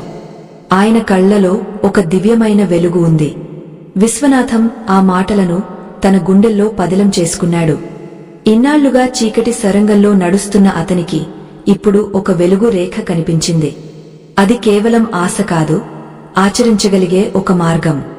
స్వామీ, నా జీవితాన్ని మళ్లీ నా చేతిలో పెట్టినందుకు మీకు ఎలా రుణం తీర్చుకోగలను? మీ మాటలు నాకు అమృతంలా పనిచేశాయి. ఖచ్చితంగా ఈ రాత్రి నుండే ఈ సాధన మొదలు పెడతాను. నా మనసులో, నా ఇంట్లో సమృద్ధిని నింపుకుంటాను అని విశ్వనాథం భావోద్వేగంతో అన్నాడు. శుభం నాయనా, నీ సంకల్పం గొప్పది. నీలో ఉన్న ఆ నిజాయితీనే నన్ను ఇక్కడిదాకా రప్పించింది. వెళ్ళు, ఇంటికి వెళ్ళు. నీ భార్య నీకోసం ఆందోళన పడుతూ ఉంటుంది. వెళ్లేటప్పుడు ఆ భగవంతుడి నామస్మరణ చేస్తూ వెళ్ళు. అంతా మంచే జరుగుతుంది. స్వస్తి అని ఆశీర్వదించారు ఆ సాధువు. విశ్వనాథం మళ్లీ ఆయన పాదాలకు నమస్కరించి వెనుదిరిగాడు. కొంత దూరం నడిచిన తర్వాత ఏదో సందేహం వచ్చి వెనక్కి తిరిగి చూశాడు. కాని అక్కడ ఆశ్చర్యం, ఆ రావి చెట్టు కింద ఎవరూ లేరు. అంత స్పష్టమైన వెన్నెలలో, అంత విశాలమైన నది ఒడ్డున మనిషి ఉంటే ఖచ్చితంగా కనిపించాలి. కాని అక్కడ కేవలం గాలికి ఊగుతున్న ఆకులు తప్ప మరేమీ లేదు. విశ్వనాథం గుండె వేగంగా కొట్టుకుంది. ఆయన ఎవరు? సాక్షాత్తు ఆ దత్తాత్రేయుడే తనను కాపాడడానికి వచ్చాడా, లేక తన అంతరాత్మలోని శక్తి అలా రూపుదాల్చిందా? ఏది ఏమైనా తన చేతికి ఇప్పుడు ఒక అద్భుతమైన ఆయుధం దొరికింది. విశ్వనాథం తడి బట్టలతోనే ఇంటివైపు వడివడిగా నడక సాగించాడు. ఇంతకు ముందు ఇంటికి వెళ్లాలంటే భయంగా ఉండేది. కాని ఇప్పుడు అడుగులో బలం ఉంది. త్వరగా ఇంటికి వెళ్ళాలి, త్వరగా పడుకోవాలి, ఆ ప్రయోగాన్ని మొదలుపెట్టాలి అనే ఉత్సాహం అతనిలో ఉరకలేస్తోంది. ఇంటికి చేరుకునేసరికి అర్ధరాత్రి దాటిపోయింది. వీధి దీపాలు మినుకుమినుకుమంటున్నాయి. ఇంటి తలుపు దగ్గర అతని భార్య సుశీల కూర్చుని తల వంచుకుని కునికిపాట్లు పడుతోంది. విశ్వనాథం అలికిడికి ఆమె ఉలిక్కిపడి లేచింది. భర్త తడి బట్టలతో, జుట్టు చెదిరిపోయి ఉండడం చూసి ఆమె కంగారుపడింది. ఏమండీ, ఎక్కడికి వెళ్లారు? ఎంతసేపు? ఏమైంది? ఈ బట్టలేంటి? గోదావరిలో పడ్డారా ఏంటి? అని ప్రశ్నల వర్షం కురిపించింది. ఆమె కళ్లలో భయం స్పష్టంగా కనిపిస్తోంది. బహుశా తన భర్త ఏదైనా అహాయిత్యం చేసుకున్నాడేమో అని ఆమె భయపడి ఉండవచ్చు. విశ్వనాథం చిరునవ్వుతో ఆమె దగ్గరికి వెళ్లి, ఏమీ కాలేదు సుశీలా, భయపడకు, నేను క్షేమంగానే ఉన్నాను. కాదు కాదు, ఇప్పుడే నిజమైన క్షేమాన్ని తెలుసుకున్నాను. గోదావరిలో స్నానం చేశాను, నా పాపాలన్నీ, నా భయాలన్నీ కడిగేసుకున్నాను. లోపలికి వెళ్దాం పద అన్నాడు. అతని గొంతులో ఎప్పుడూ లేని ఒక ధైర్యం, ప్రశాంతత చూసి సుశీల ఆశ్చర్యపోయింది. రోజువారీగా ఉండే చికాకు, నిరాశ ఇప్పుడు ఆయన ముఖంలో లేవు. ఆమె మౌనంగా అతనికి తువ్వాలు ఇచ్చి పొడి బట్టలు ఇచ్చింది. అన్నం వడ్డిస్తానని చెప్పింది. వద్దు సుశీల, నాకు ఆకలిగా లేదు, మనసు నిండుగా ఉంది, నువ్వు కూడా వెళ్ళి పడుకో అని చెప్పి విశ్వనాథం పడక గదిలోకి వెళ్ళాడు. గదిలో ఒక మూల చిన్న దీపం వెలుగుతోంది. పిల్లలు అప్పుడే నిద్రపోయారు. విశ్వనాథం మంచం మీద కూర్చున్నాడు. గడియారం టిక్ టిక్ మని శబ్దం చేస్తోంది. బయట కుక్కల అరుపులు వినిపిస్తున్నాయి. కాని విశ్వనాథం దృష్టంతా ఇప్పుడు ఆ సాధువు చెప్పిన ప్రక్రియ మీదే ఉంది. నిద్రాయోగం, మండల దీక్ష, మొదటి రోజు అని తనలో తాను అనుకున్నాడు. మెల్లగా వెల్లకిలా పడుకున్నాడు. కాళ్ళు, చేతులు వదులుగా వదిలేశాడు. కళ్ళు మూసుకున్నాడు. సాధువు చెప్పినట్టే ముందుగా శరీరాన్ని శాంతింపజేయాలి. పాదాల నుండి తల వరకు ప్రతి భాగాన్ని గమనిస్తూ రిలాక్స్, రిలాక్స్ అని మనసులోనే చెప్పుకున్నాడు. రోజంతా పడిన శ్రమ, టెన్షన్ వల్ల శరీరం బిగుసుకుని ఉంది. దాన్ని బలవంతంగా వదులు చేశాడు. కొన్ని దీర్ఘశ్వాసలు తీసుకున్నాడు. ఇప్పుడు మొదటి మెట్టు ధన్యోస్మి అని గుర్తు చేసుకున్నాడు. కాని వెంటనే అతని మనసులో ఒక ఆలోచన వచ్చింది. రేపు పొద్దున్నే పాలవాడు వస్తాడు, డబ్బులు అడుగుతాడు. చేతిలో చిల్లిగవ్వలేదు. దానికి ఏం కృతజ్ఞత చెబుతావు అని మనసు వెటకారం చేసింది. విశ్వనాథం కనుబొమ్మలు ముడిపడ్డాయి. సాధువు చెప్పిన హెచ్చరిక గుర్తుకొచ్చింది. మనసు కోతిలాంటిది, దాన్ని పట్టించుకోకు. అతను వెంటనే తన ఆలోచనను మార్చాడు. పక్కనే నిద్రపోతున్న భార్య వైపు మనసు మళ్లించాడు. ఇంత కష్టంలోనూ నన్ను నమ్మి ఉంది. ఆమెకు ఆరోగ్యం బాగుంది. ధన్యోస్మి. నా పిల్లలు క్షేమంగా ఉన్నారు. ధన్యోస్మి. ఈరోజు ఆ కుర్రాడి ప్రాణాలు కాపాడే శక్తిని నాకు ఆ దేవుడు ఇచ్చాడు. నా చేతుల్లో ఇంకా బలముంది. ధన్యోస్మి. ఇలా అనుకుంటుంటే నిజంగానే అతని గుండెలో బరువు తగ్గినట్టు అనిపించింది. పెదవుల మీద చిన్న చిరునవ్వు మొలిచింది. అవును, తను పూర్తిగా దివాళా తీయలేదు. తన దగ్గర ఇంకా విలువైన సంపదలు ఉన్నాయి. ఈ భావన కలగగానే శరీరం మరింత తేలికపడింది. ఇప్పుడు రెండవ మెట్టు భావన చిత్రణ అని సంసిద్ధమయ్యాడు. కళ్ళు మూసుకునే ఉండి మనసులో ఒక తెల్లటి పరదాని ఊహించుకున్నాడు. దానిమీద తన భవిష్యత్తును సినిమాగా చూడడానికి ప్రయత్నించాడు. మొదట్లో అంతా మసక మసకగా ఉంది. అప్పుల వాళ్ల ముఖాలు భయపెట్టేలా కనిపించాయి. అతను తల విదిలించాడు. కాదు, కాదు, ఇది నా సినిమా. దీనికి దర్శకుడిని నేనే. నాకు నచ్చినట్టే ఇది ఉండాలి. మళ్లీ ప్రయత్నించాడు. ఈసారి బలంగా ఊహించాడు. తను తన దుకాణంలో కూర్చుని ఉన్నాడు. దుకాణం నిండా సరుకు ఉంది. వినియోగదారులు కిటకిటలాడుతున్నారు. గల్లా పెట్టె నిండా డబ్బులు ఉన్నాయి. తను చాలా బిజీగా, ఆనందంగా బట్టలు చూపిస్తున్నాడు. ఆ దృశ్యంలో రంగులను పెంచాడు. కొత్త బట్టల వాసనను అనుభవించాడు. వినియోగదారుల మాటలను విన్నాడు. విశ్వనాథం గారు, మీ షాపులో బట్టలు చాలా బాగుంటాయండి అని ఎవరో అంటున్నట్టు ఊహించుకున్నాడు. అక్కడ నుండి దృశ్యం మారింది. తను ఇంటికి వచ్చాడు. చేతిలో స్వీట్ బాక్స్ ఉంది. భార్యకు ఇచ్చాడు. సుశీల, మన అప్పులన్నీ తీరిపోయాయి. ఇక మన ఇంటికి ఏ జోకా లేదు అని చెబుతున్నాడు. ఆమె ఆనందంతో ఏడుస్తోంది. పిల్లలు వచ్చి నాన్నను వాటేసుకున్నారు. ఈ దృశ్యం చూస్తుంటే విశ్వనాథం కళ్ళు చెమర్చాయి. కాని అవి దున్హక బాష్పాలు కాదు, ఆనంద బాష్పాలు. అతని రోమాలు నిక్కబొడుచుకున్నాయి. నిజంగానే అప్పులు తీరిపోయినంత హాయిగా అనిపించింది. ఆ క్షణంలో ఆ భావోద్వేగం గరిష్ట స్థాయికి చేరినప్పుడు విశ్వనాథం తన మనసులో గట్టిగా, స్పష్టంగా ఆ మంత్రవాక్యాన్ని పలికాడు. నేను సమృద్ధిగా ఉన్నాను. నా జీవితం ఐశ్వర్యవంతం. సిద్ధించింది, సిద్ధించింది, సిద్ధించింది.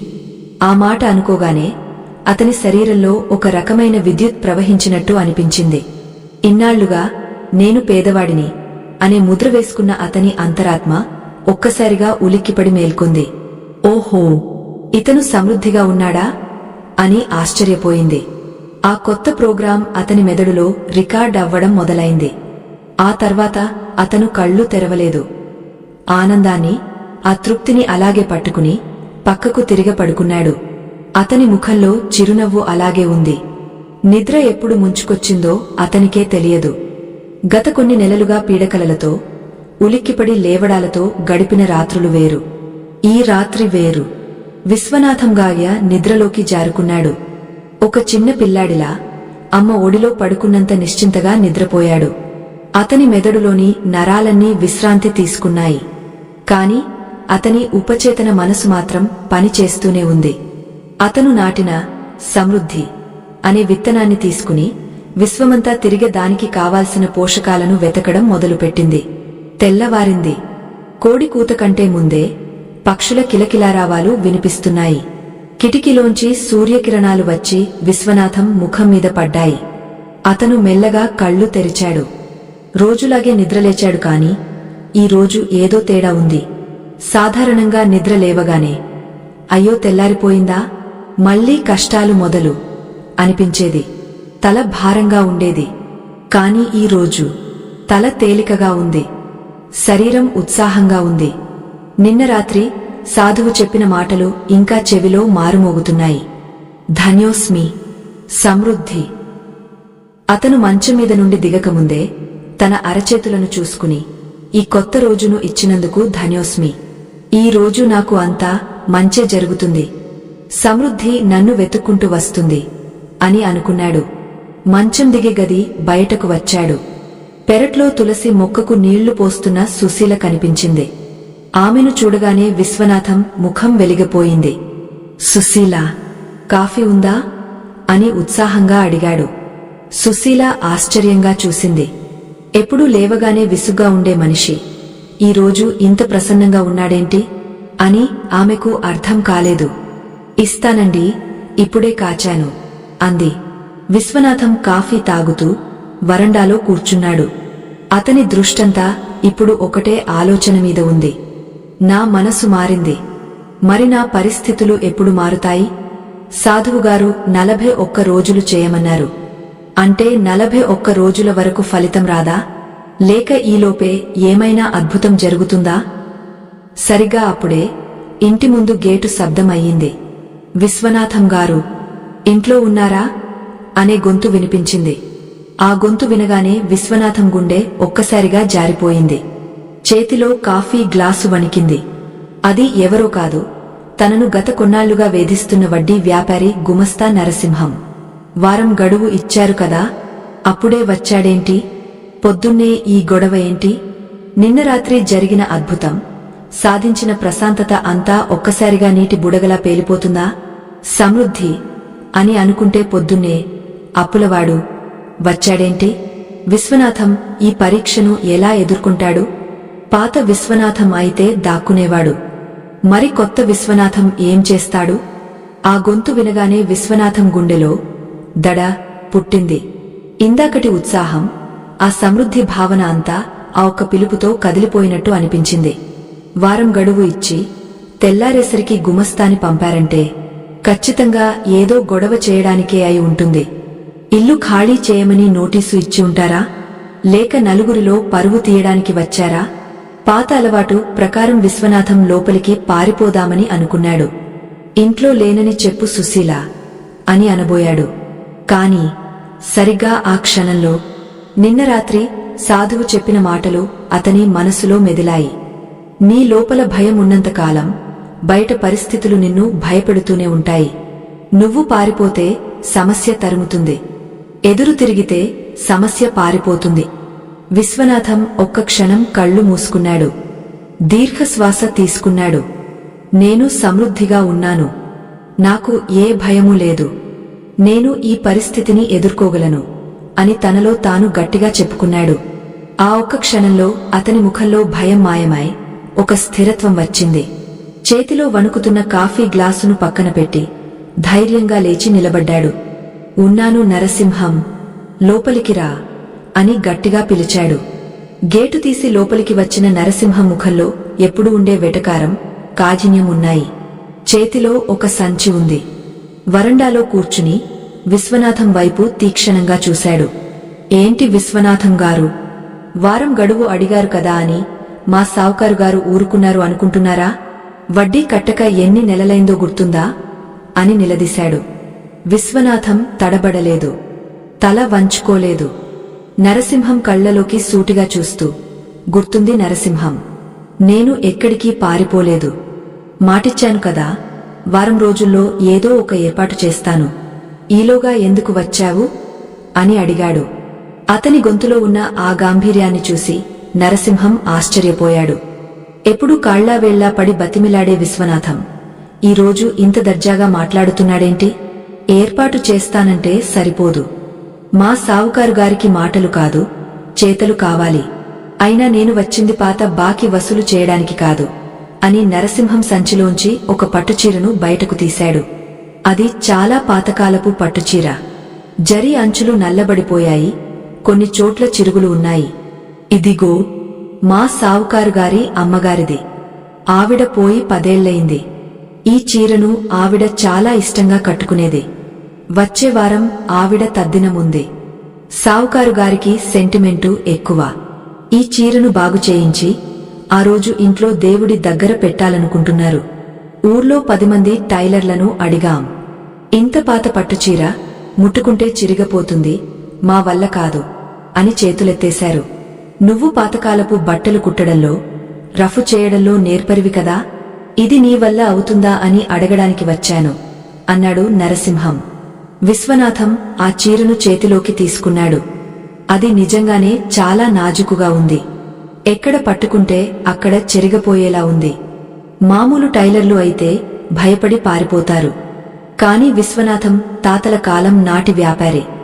బట్టల గురించి, దారాల గురించి అతనికి తెలిసినంతగా ఈ ఊర్లో ఎవరికీ తెలియదు. ఆ చీరను సున్నితంగా తడిమి చూశాడు. సాధారణ పరిస్థితుల్లో అయితే, నా వల్ల కాదులే, అనవసరంగా రిస్కెందుకు, పోతే మళ్లీ గొడవ అని విశ్వనాథం తిరస్కరించేవాడు. కాని ఈరోజు అతని మనసులో సమృద్ధి అనే భావన ఉంది. నాకు అన్నీ సాధ్యమే అనే నమ్మకముంది. పైగా ఇది ఒక అవకాశంగా అనిపించింది. చేస్తాను నరసింహం, కాని దీనికి చాలా సమయం పడుతుంది. చాలా జాగ్రత్తగా ఒక్కో పోగు సరిచేయాలి. దీనికి రంగులు కూడా అద్దాలి. కనీసం 3 రోజులు పడుతుంది అన్నాడు విశ్వనాథం నమ్మకంగా. నరసింహం నవ్వి, 3 రోజులా? తీసుకో, కాని పని మాత్రం పర్ఫెక్ట్గా ఉండాలి. ఏమాత్రం తేడా వచ్చినా మా సావుకారుగారు ఊరుకోరు.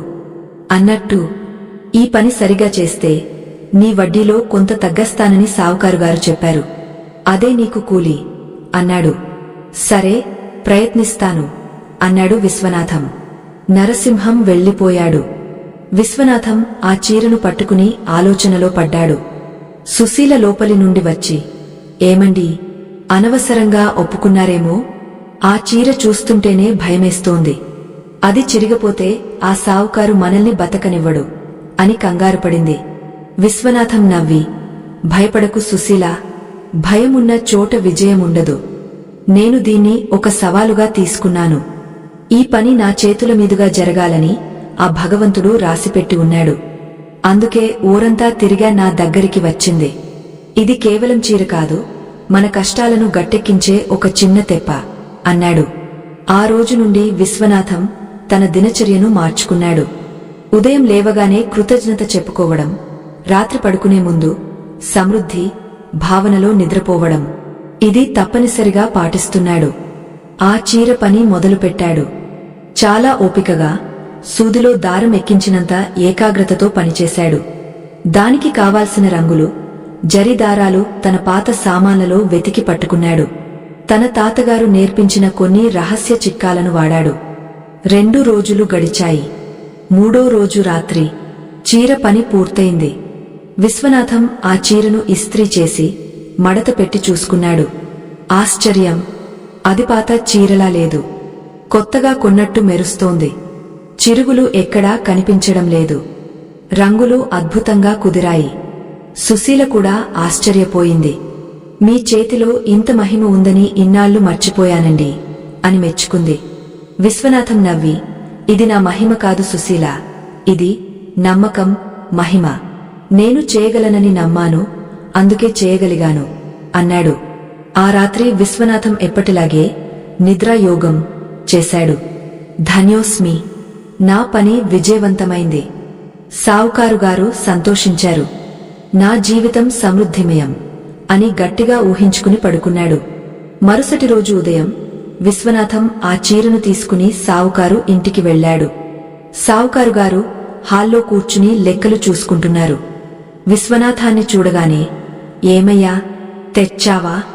ఏది చూపించు అని అడిగాడు కఠినంగా. విశ్వనాథం భయపడకుండా వినయంగా చీరను తీసి టేబుల్ మీద పరిచాడు. సావుకారుగారు కళ్లజోడు పెట్టుకుని చీరను అంగుళం అంగుళం పరీక్షించారు. ఎక్కడా చిన్న లోపం కూడా దొరకలేదు. పాతబడిన జరీ కొత్తదానిలా మెరుస్తోంది. సావుకారుగారి ముఖంలో కఠినత్వం మెల్లగా కరిగిపోయింది. ఆయన కళ్లలో ఒక మెరుపు కనిపించింది. ఆ చీరను తాకుతుంటే ఆయనకు తన తల్లి గుర్తుకు వచ్చింది కాబోలు. ఆయన కళ్ళు చెమర్చాయి. అద్భుతం విశ్వనాథం, నిజంగా అద్భుతం.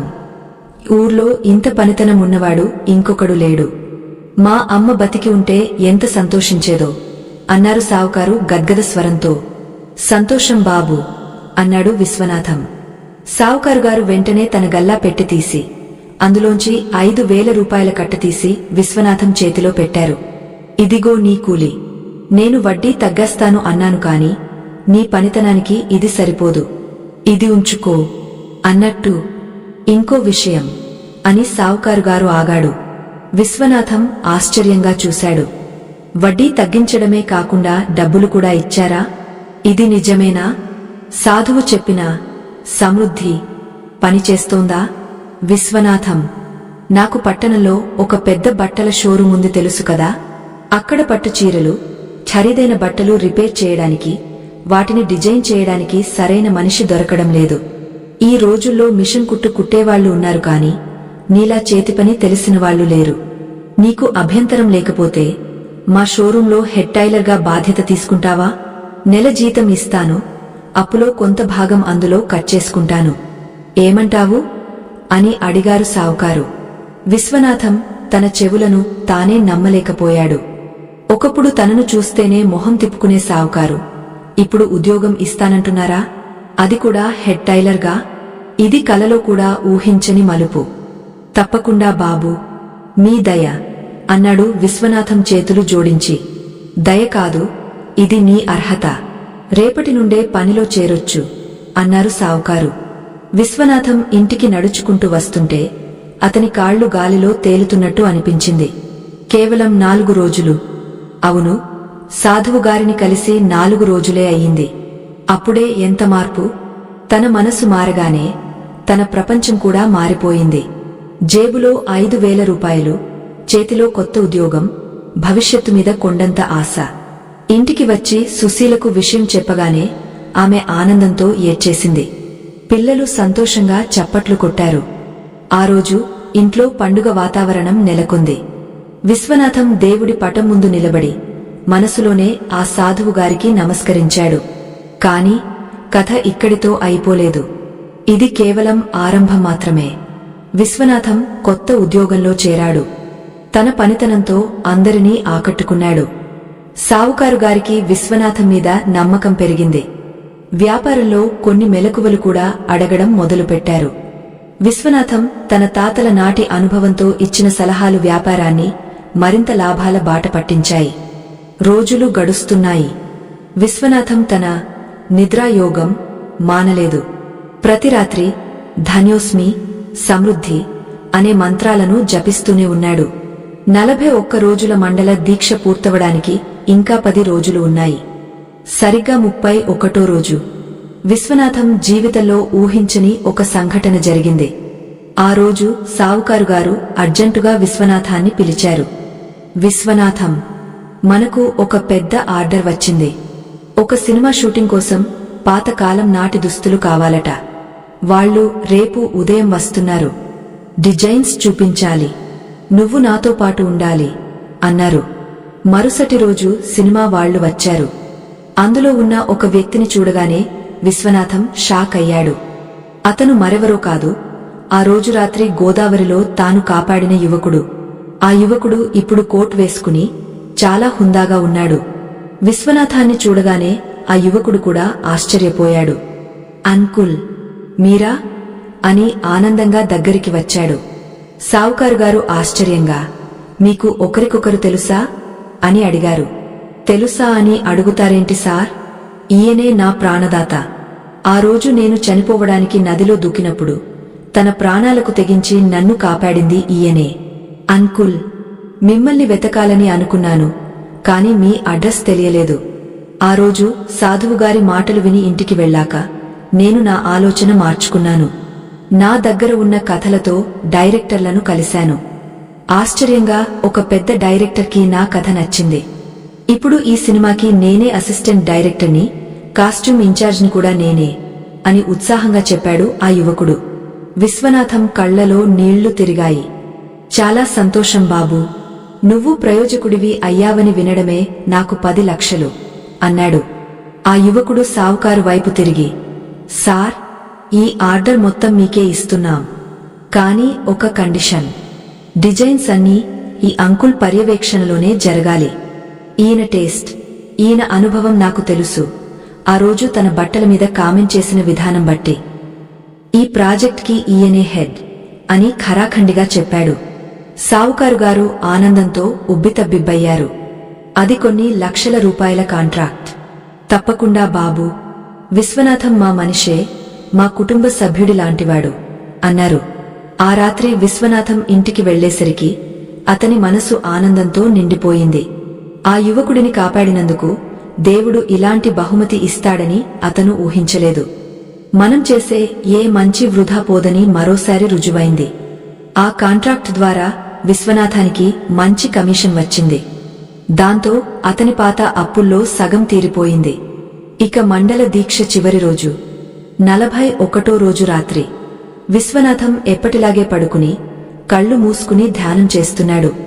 అకస్మాత్తుగా అతని గదిలో ఒక దివ్యమైన సువాసన వచ్చింది. అది అగరబత్తుల వాసన కాదు, పూల వాసన కాదు, చాలా పవిత్రమైన గంధం వాసన. అతను కళ్ళు తెరిచి చూశాడు.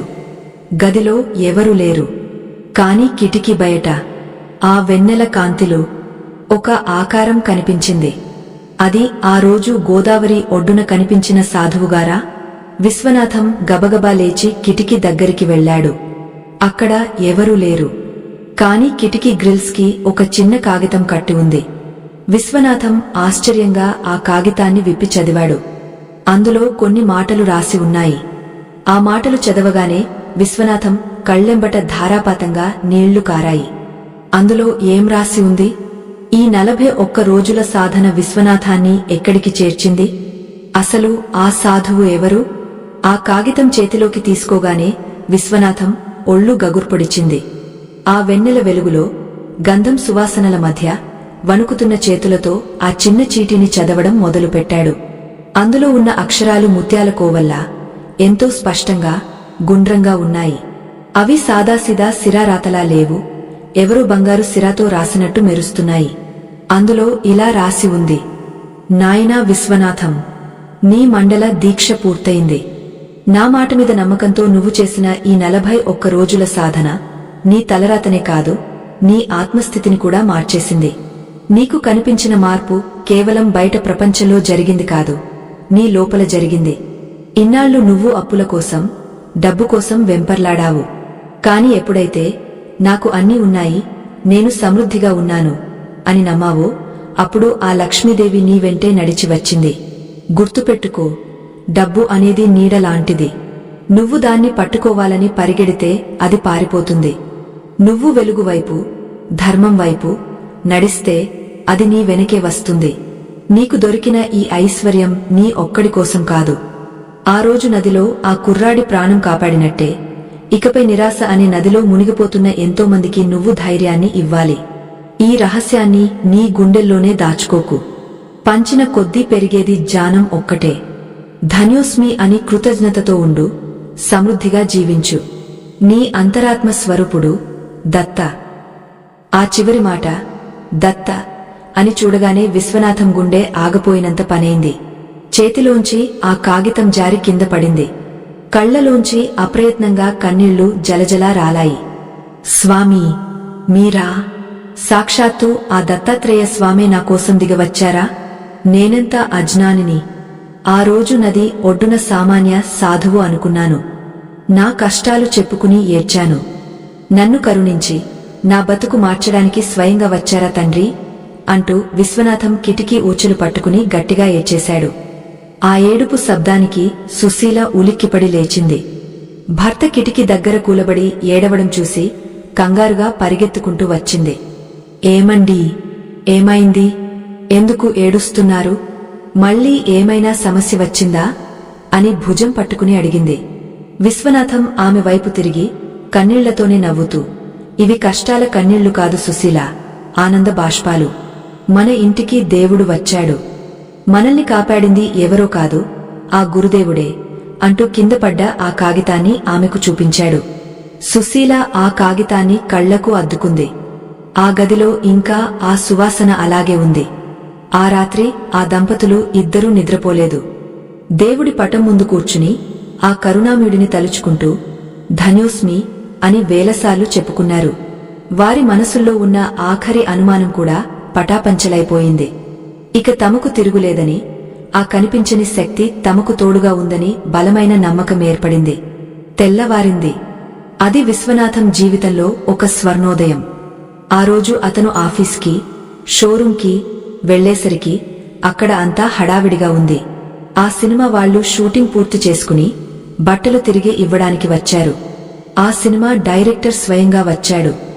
ఆయన విశ్వనాథం దగ్గరికి వచ్చి 2 చేతులతో నమస్కరించి, అయ్యా, మీ చేతితో కుట్టిన ఆ దుస్తులు మా సినిమాకి ప్రాణం పోశాయి. హీరోగారు, హీరోయిన్ గారు ఆ బట్టలు వేసుకోగానే వాళ్లలో తెలియని రాజసం వచ్చింది. మీ పనితనం అద్భుతం. ఇప్పుడే మా ప్రొడ్యూసర్ గారు ఫోన్ చేశారు. మా తర్వాతి 2 సినిమాలకు కూడా మీరే కాస్ట్యూమ్స్ చేయాలని చెప్పారు. ఇదిగోండి అడ్వాన్స్ అంటూ ఒక పెద్ద చెక్ను విశ్వనాథం చేతిలో పెట్టాడు. ఆ చెక్ మీద ఉన్న అంకెలు చూసి విశ్వనాథం కళ్ళు చెదిరాయి. అది అక్షరాల 2 లక్షల రూపాయలు. ఆ కాలంలో అది చాలా పెద్ద మొత్తం. సావుకారు గారు పక్కనే నిలబడి చిరునవ్వుతో చూస్తున్నారు. తీసుకో విశ్వనాథం, ఇది నీ కష్టార్జితం. ఇందులో నా వాటా ఏమీ లేదు. ఆ రోజు ఆ కుర్రాడిని కాపాడింది నువ్వు, ఈ డిజైన్లు వేసింది నువ్వు. ఈ లక్ష్మి నీకే చెందాలి అని ఉదారంగా చెప్పారు. విశ్వనాథం వినయంగా, లేదు బాబూ, మీకు ఇవ్వాల్సిన బాకీ ఇంకా ఉంది. ముందు అది తీరిపోతేనే నాకు శాంతి అన్నాడు. సరే, అయితే ఇప్పుడే లెక్కలు తేల్చేద్దాంరా అని సావుకారుగారు ఆఫీసు గదిలోకి తీసుకెళ్లారు. పాత పుస్తకాలు తీశారు. వడ్డీతో సహా ఎంత బాకీ ఉందో లెక్క వేశారు. విశ్వనాథం ఆ చెక్ను సావుకారు గారికి ఇచ్చి మిగిలిన డబ్బును తన జీతంలోంచి కట్టుకుంటానని చెప్పబోతుండగా సావుకారు గారు ఆ చెక్ను తీసుకుని అందులో బాకీ మొత్తం జమ చేసుకుని మిగిలిన డబ్బును కట్టగా కట్టి విశ్వనాథం చేతిలో పెట్టారు. ఇదిగో విశ్వనాథం, నీ బాకీ పూర్తిగా తీరిపోయింది. ఇది మిగిలిన డబ్బు. ఇక నువ్వు నాకు ఒక్క పైసా కూడా బాకీ లేవు. అంతేకాదు, ఇదిగో నీ ఇంటి పత్రాలు అంటూ బీరువాలోంచి ఆ పాత డాక్యుమెంట్లను తీసి ఇచ్చారు. ఆ పత్రాలను చేతిలోకి తీసుకున్నప్పుడు విశ్వనాథం చేతులు వణికాయి. ఎన్ని రాత్రులు వీటికోసం ఏడ్చాడు. తన తండ్రి కష్టపడి కట్టిన ఇల్లు, అది ఎక్కడ పరాయి వాళ్ల పాలవుతుందో అని ఎంత కుమిలిపోయాడు. ఈ రోజు అవి మళ్లీ తన చేతికి వచ్చాయి. ఆ కాగితాలను గుండెలకు హత్తుకుని సావుకారుగారి కాళ్లమీద పడబోయాడు.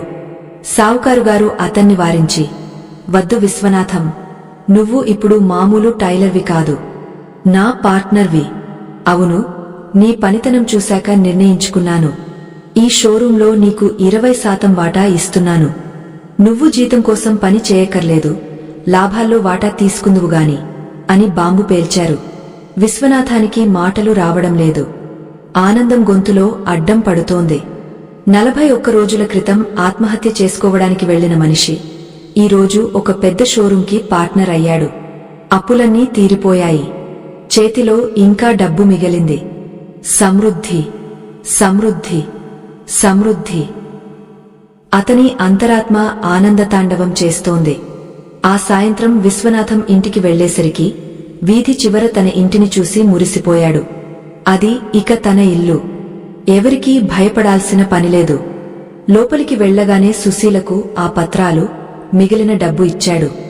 సుశీల ఆనందానికి అవధులు లేవు. పిల్లలకు కొత్త బట్టలు, స్వీట్లు తెచ్చాడు. ఆ రాత్రి భోజనాలు అయ్యాక విశ్వనాథం వరండాలో కూర్చుని ఆకాశం వైపు చూస్తున్నాడు. పౌర్ణమి వెన్నెల కాస్తోంది. సరిగ్గా 2 నెలల క్రితం ఇదే వెన్నెల అతన్ని వెక్కిరించినట్టు అనిపించింది. ఇప్పుడు అదే వెన్నెల అతన్ని ఆశీర్వదిస్తున్నట్టు ఉంది. సుశీలా అని పిలిచాడు. ఆమె వచ్చి పక్కన కూర్చుంది. ఏమండీ? నాకు చాలా సంతోషంగా ఉంది సుశీలా. కాని ఆ స్వామి నాకు రాసిన ఉత్తరంలో ఒక మాట ఉంది. ఈ రహస్యాన్ని దాచుకోకు, అవసరం ఉన్నవారికి పంచకు అని. నా కష్టాలు తీరాయి సరే, మరి మనలాగే ఎంతోమంది ఈ ఊర్లో, ఈ ప్రపంచంలో అప్పులతో, అనారోగ్యాలతో బాధపడుతున్నారు కదా, వాళ్లకు కూడా ఈ మార్గం చూపించాలి కదా అన్నాడు ఆలోచనాత్మకంగా. నిజమేనండి. మొన్న మన ఎదురింటి శాంతమ్మగారు వచ్చారు. ఆయనకి ఉద్యోగం పోయిందట. పిల్లల పెళ్లి ఎలా అని ఏడుస్తున్నారు. వాళ్లకు చెప్పండి అని సలహా ఇచ్చింది సుశీల. తప్పకుండా చెబుతాను. కాని ఊరికే చెబితే ఎవరు వినరు. పిచ్చివాడు వాగుతున్నాడు అనుకుంటారు. నా జీవితమే ఉదాహరణగా చూపించాలి. మనం బాగుపడ్డాం అని తెలిస్తే వాళ్లే అడుగుతారు. అప్పుడు చెబుతాను అన్నాడు విశ్వనాథం. రోజులు, వారాలు గడుస్తున్నాయి. విశ్వనాథం దశ తిరిగిన విషయం ఊరంతా పాకింది.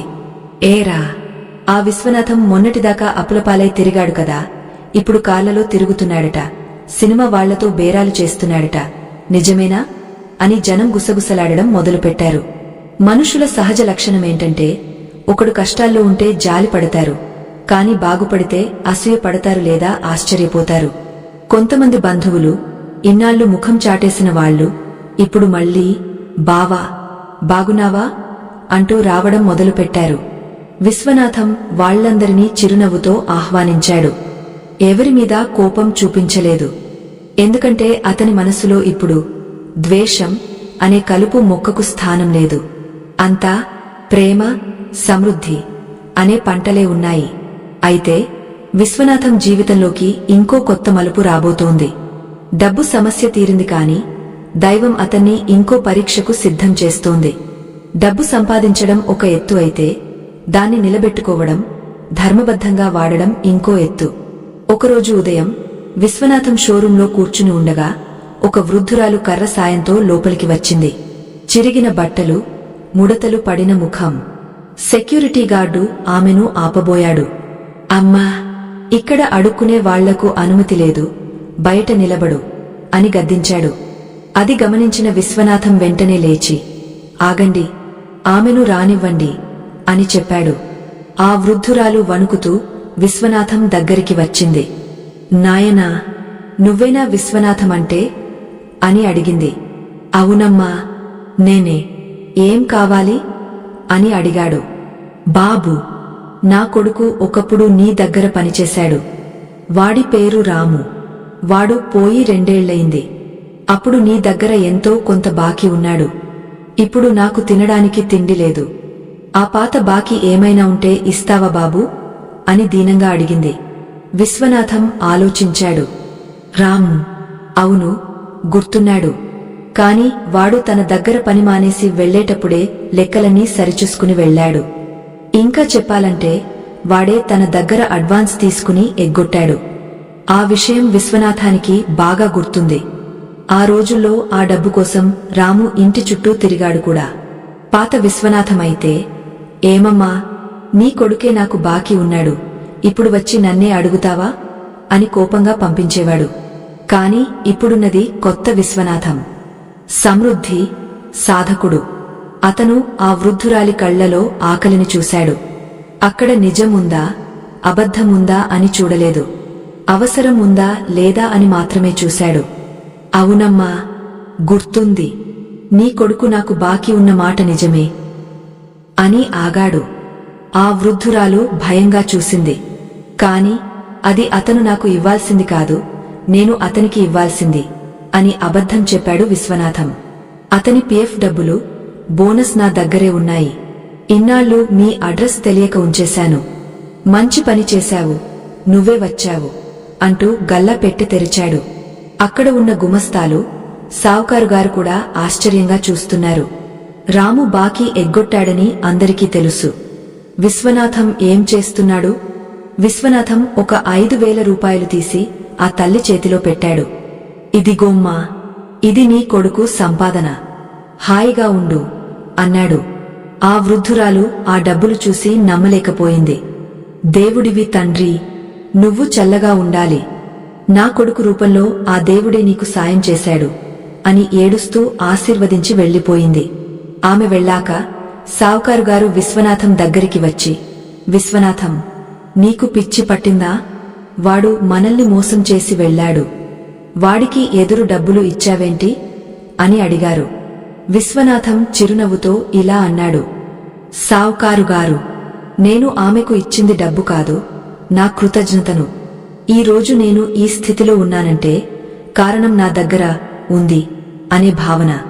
నేను ఆవిడకి లేదని పంపిస్తే నా అంతరాత్మకు నా దగ్గర తక్కువ ఉంది అనే సంకేతం వెళ్తుంది.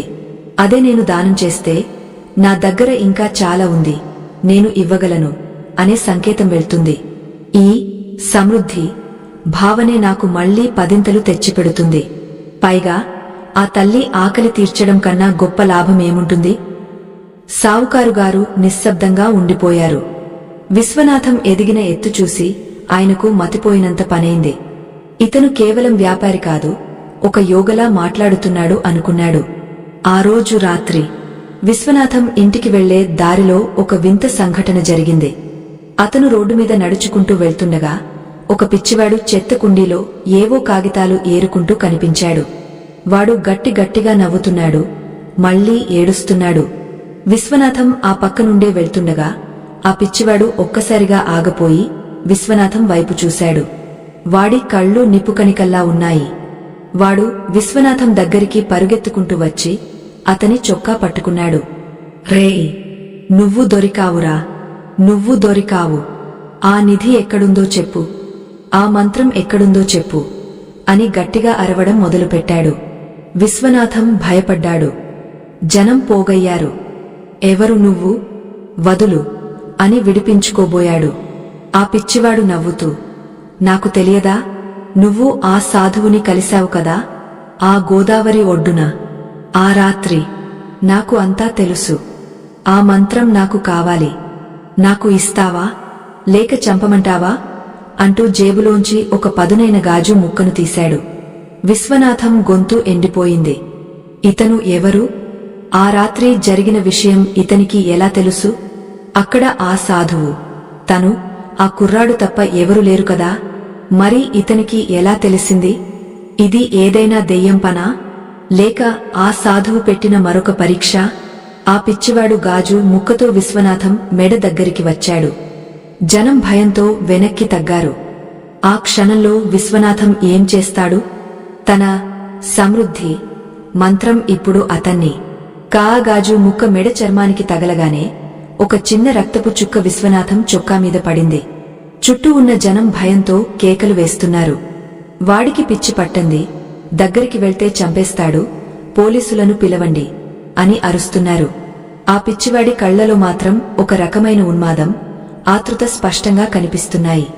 చెప్పు, ఆ మంత్రం చెప్పు, ఆ నిధి ఎక్కడుందో చెప్పు అని వాడు మళ్లీ గర్జిస్తున్నాడు.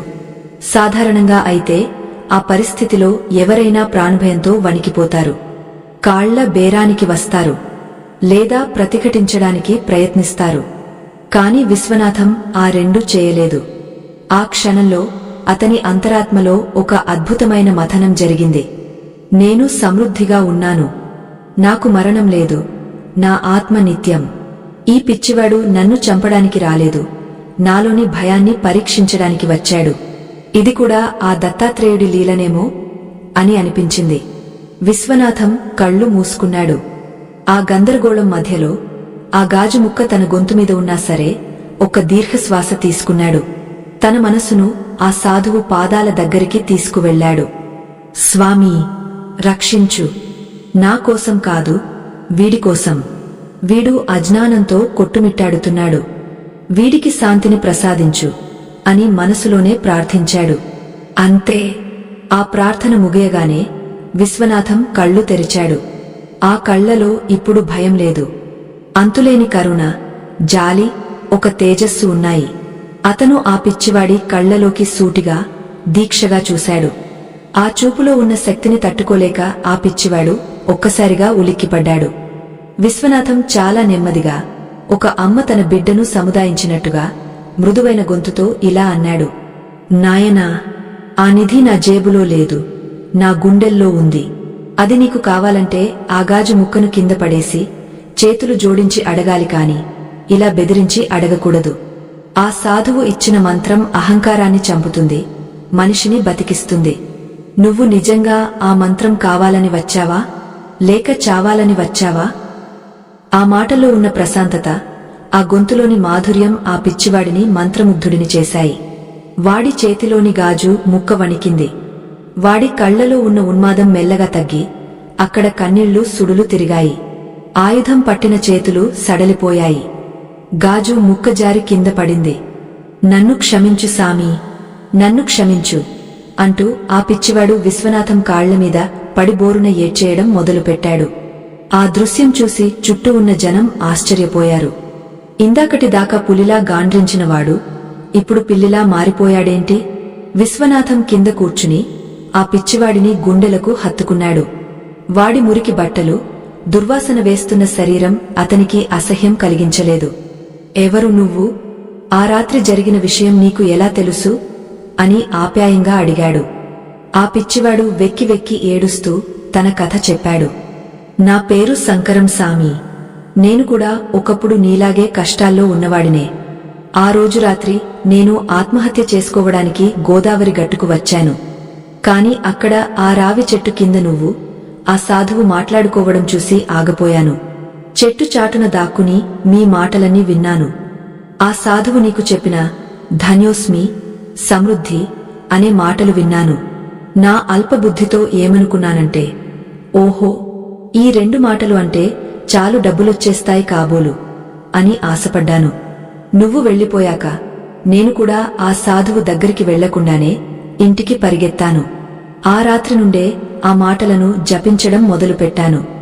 కాని సామీ, నువ్వు నమ్మకంతో చేశావు, నేను దురాశతో చేశాను.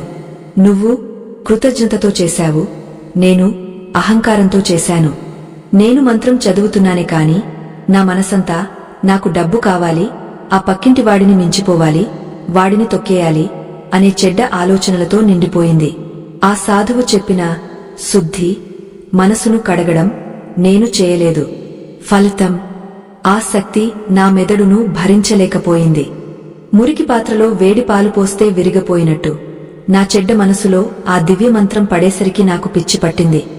నాకున్న కొద్దిపాటి ఆస్తి పోయింది, కుటుంబం నన్ను గెంటేసింది. ఇన్నాళ్లుగా వీధుల్లో తిరుగుతున్నాను. ఇవాళ నిన్ను చూడగానే నా సమస్యకు పరిష్కారం నీ దగ్గరే ఉందనిపించి దాడి చేశాను.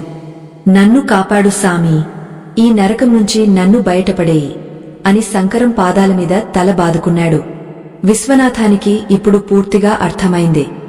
ఆ సాధువు చెప్పిన మాట అక్షరాలా నిజం. అనర్హుడికి విద్య నేర్పిస్తే అది వాడినే నాశనం చేస్తుంది. అందుకే ఆ రహస్యాన్ని దాచుకోమన్నారు. కాని ఇప్పుడు వీడిని ఇలా వదిలేయలేడు కదా.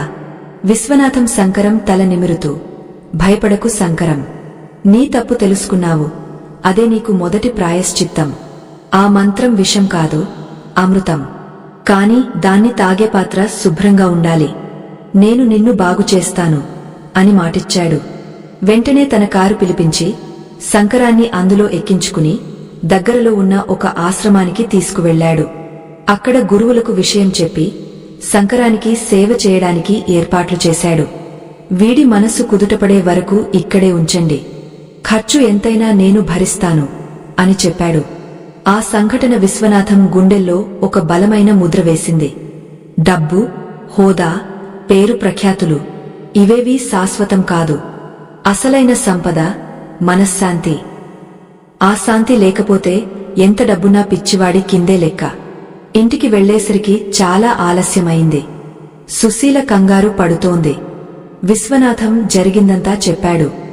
అది విని ఆమె కళ్లలో నీళ్లు తిరిగాయి. నిజమేనండి, దేవుడు మనకు ఇంత ఇచ్చినప్పుడు దాని 10 మందికి పంచకపోతే మనం కూడా ఆ శంకరంలాగే స్వార్థపరులం అవుతామేమో. మన పొరుగింటి శాంతమ్మ గారికి ఈ విషయం చెప్పాల్సిందే అని గట్టిగా నిర్ణయించుకుంది. మరుసటి రోజు ఆదివారం. విశ్వనాథం శాంతమ్మగారి ఇంటికి వెళ్లాడు. ఆ ఇల్లు కళ తప్పి ఉంది. శాంతమ్మగారు, ఆమె భర్త ముభావంగా కూర్చుని ఉన్నారు.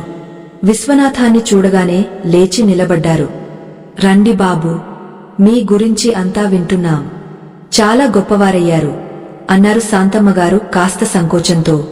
అమ్మగారు, నేను గొప్పవాడిని కాలేదు, కేవలం మేల్కొన్నాను అంతే. మీ కష్టాలు నాకు తెలుసు, మీకు ఒక మార్గం చూపించడానికే వచ్చాను అన్నాడు విశ్వనాథం. శాంతమ్మగారి భర్త నిట్టూర్చి, మా రాత ఇంతే బాబూ, ఉద్యోగం పోయింది, అమ్మాయి పెళ్లి సంబంధాలు వస్తున్నాయి కాని చేతిలో చిల్లిగవ్వ లేక వెనక్కి పంపుతున్నాం. ఏం చేయాలో దిక్కుతోచడం లేదు అన్నారు. విశ్వనాథం చిరునవ్వుతో, దిక్కుతోచినప్పుడే ఆ దేవుడి దిక్కు చూడాలి. నేను మీకు ఒక చిన్న పని చెబుతాను, దాన్ని నమ్మకంతో చేస్తారా అని అడిగాడు. మా ప్రాణం నిలబడుతుందంటే ఏమైనా చేస్తాం బాబూ అన్నారు ఆ దంపతులు. విశ్వనాథం వాళ్ళిద్దరినీ కూర్చోబెట్టి ఆ సాధువు తనకు చెప్పిన నిద్రాయోగం గురించి వివరంగా చెప్పాడు. అయితే ఇందులో ఒక చిన్న మార్పు చేశాడు. సంకరం విషయంలో జరిగిన పొరపాటు జరగకూడదని జాగ్రత్త పడ్డాడు. చూడండి, మీరు కేవలం డబ్బు కోసం ఈ పని చేయకండి. డబ్బు వస్తే నా కూతురు పెళ్లి అవుతుంది అని కోరుకోకండి. నా కూతురు పెళ్లి వైభవంగా జరుగుతోంది, మేమంతా ఆనందంగా ఉన్నాం అని మాత్రమే ఊహించుకోండి. డబ్బు అనేది ఒక సాధన మాత్రమే, అది లక్ష్యం కాదు. మీ లక్ష్యం ఆనందం. ముందుగా మీ దగ్గర ఏముందో దానికి కృతజ్ఞత చెప్పండి. మీకు ఆరోగ్యం ఉంది, ఒక ఇల్లు ఉంది, మంచి కూతురు ఉంది, ధన్యోస్మి అనండి. ఆ తర్వాత నిద్రపోయే ముందు మీ కూతురు పెళ్లి బాజాలు మోగుతున్నట్టు, అందరూ సంతోషంగా భోజనాలు చేస్తున్నట్టు ఊహించుకుని మా జీవితం సమృద్ధిమయం అని మనసులో అనుకుంటూ నిద్రపోండి. 41 రోజులు చేయండి అని చెప్పాడు. అంతేకాదు, విశ్వనాథం తన జేబులోంచి కొంత డబ్బు తీసి, ఇది అప్పు కాదు, దేవుడు నా చేత మీకు ఇప్పిస్తున్న చిన్న కానుక, మీ తక్షణ అవసరాలకు వాడుకోండి. మీ మనసు ప్రశాంతంగా ఉంటేనే ఆ ప్రయోగం ఫలిస్తుంది అని ఇచ్చాడు. వాళ్ళు ఆ డబ్బు తీసుకోవడానికి నిరాకరించినా విశ్వనాథం ఒప్పించాడు. ఆ రోజు నుండి శాంతమ్మ కుటుంబం కూడా ఈ సమృద్ధి సాధన మొదలుపెట్టింది. 1 వారం తిరిగేసరికి అద్భుతం జరిగింది. శాంతమ్మగారి భర్తకు ఒక పాత స్నేహితుడు ఫోన్ చేసి, మా కంపెనీలో ఒక మేనేజర్ పోస్ట్ ఖాళీగా ఉంది, నీ అనుభవం ఉన్నవాడు కావాలి, వస్తావా అని అడిగాడు. ఆయన వెంటనే చేరాడు. జీతం కూడా మునుపటి కంటే ఎక్కువే. ఇక కూతురి పెళ్లి విషయం ఆశ్చర్యకరంగా ఆఫీసులో చేరిన 10వ రోజునే ఆ స్నేహితుడి బంధువుల అబ్బాయికి ఈ అమ్మాయి నచ్చడం, కట్నమేమి వద్దు, పిల్లే మాకు మహాలక్ష్మి అని పెళ్లి ఖాయం చేయడం చకచకా జరిగిపోయాయి. 41 రోజులు కూడా గడవకముందే శాంతమ్మగారి ఇంట పెళ్లి పందిరి వెలిసింది. ఆ పెళ్లిలో విశ్వనాథం దంపతులు ముందుండి అన్ని పనులు చేశారు. ఆ పెళ్లి వేడుకలో శాంతమ్మగారు మైక్ పట్టుకుని, మా ఈ సంతోషానికి కారణం విశ్వనాథం గారు చూపిన మార్గమే అని అందరి ముందు చెప్పారు. అంతే, ఆ మాట దావానలంలా వ్యాపించింది. ఊర్లో కష్టాల్లో ఉన్నవాళ్లంతా విశ్వనాథం ఇంటికి క్యూ కట్టడం మొదలుపెట్టారు. ఉదయం లేస్తే చాలు 10 మంది జనం ఆయన ఇంటి ముందు నిలబడేవారు. అయ్యా, మాకు అప్పులున్నాయి, మాకు ఆరోగ్యం బాగోలేదు, మాకు పిల్లలు లేరు, ఇలా ఎవరి గోడు వారిది. మొదట్లో విశ్వనాథం అందరికీ ఓపికగా చెప్పేవాడు. కాని జనం పెరిగే కొద్దీ అది సాధ్యం కాదని అర్థమైంది. అప్పుడు అతనికి ఒక ఆలోచన వచ్చింది. నేను ఒక్కడినే ఎంతమందికి అని చెప్పగలను? దీనికి ఒక పద్ధతి కావాలి, ఒక వ్యవస్థ కావాలి అనుకున్నాడు. సావుకారు గారితో మాట్లాడి షోరూం పైన ఉన్న ఒక పెద్ద హాల్ని ఖాళీ చేయించాడు. దానికి సమృద్ధి ధ్యాన మందిరం అని పేరు పెట్టాడు. ప్రతి శనివారం సాయంత్రం అక్కడ ఉచితంగా క్లాసులు నిర్వహించడం మొదలుపెట్టాడు. కులమతాలకు అతీతంగా పేద ధనిక భేదం లేకుండా ఎవరైనా రావచ్చు. అక్కడ విశ్వనాథం మైక్ పట్టుకుని తన అనుభవాలను, ఆ సాధువు చెప్పిన సూత్రాలను కథల రూపంలో చెప్పేవాడు.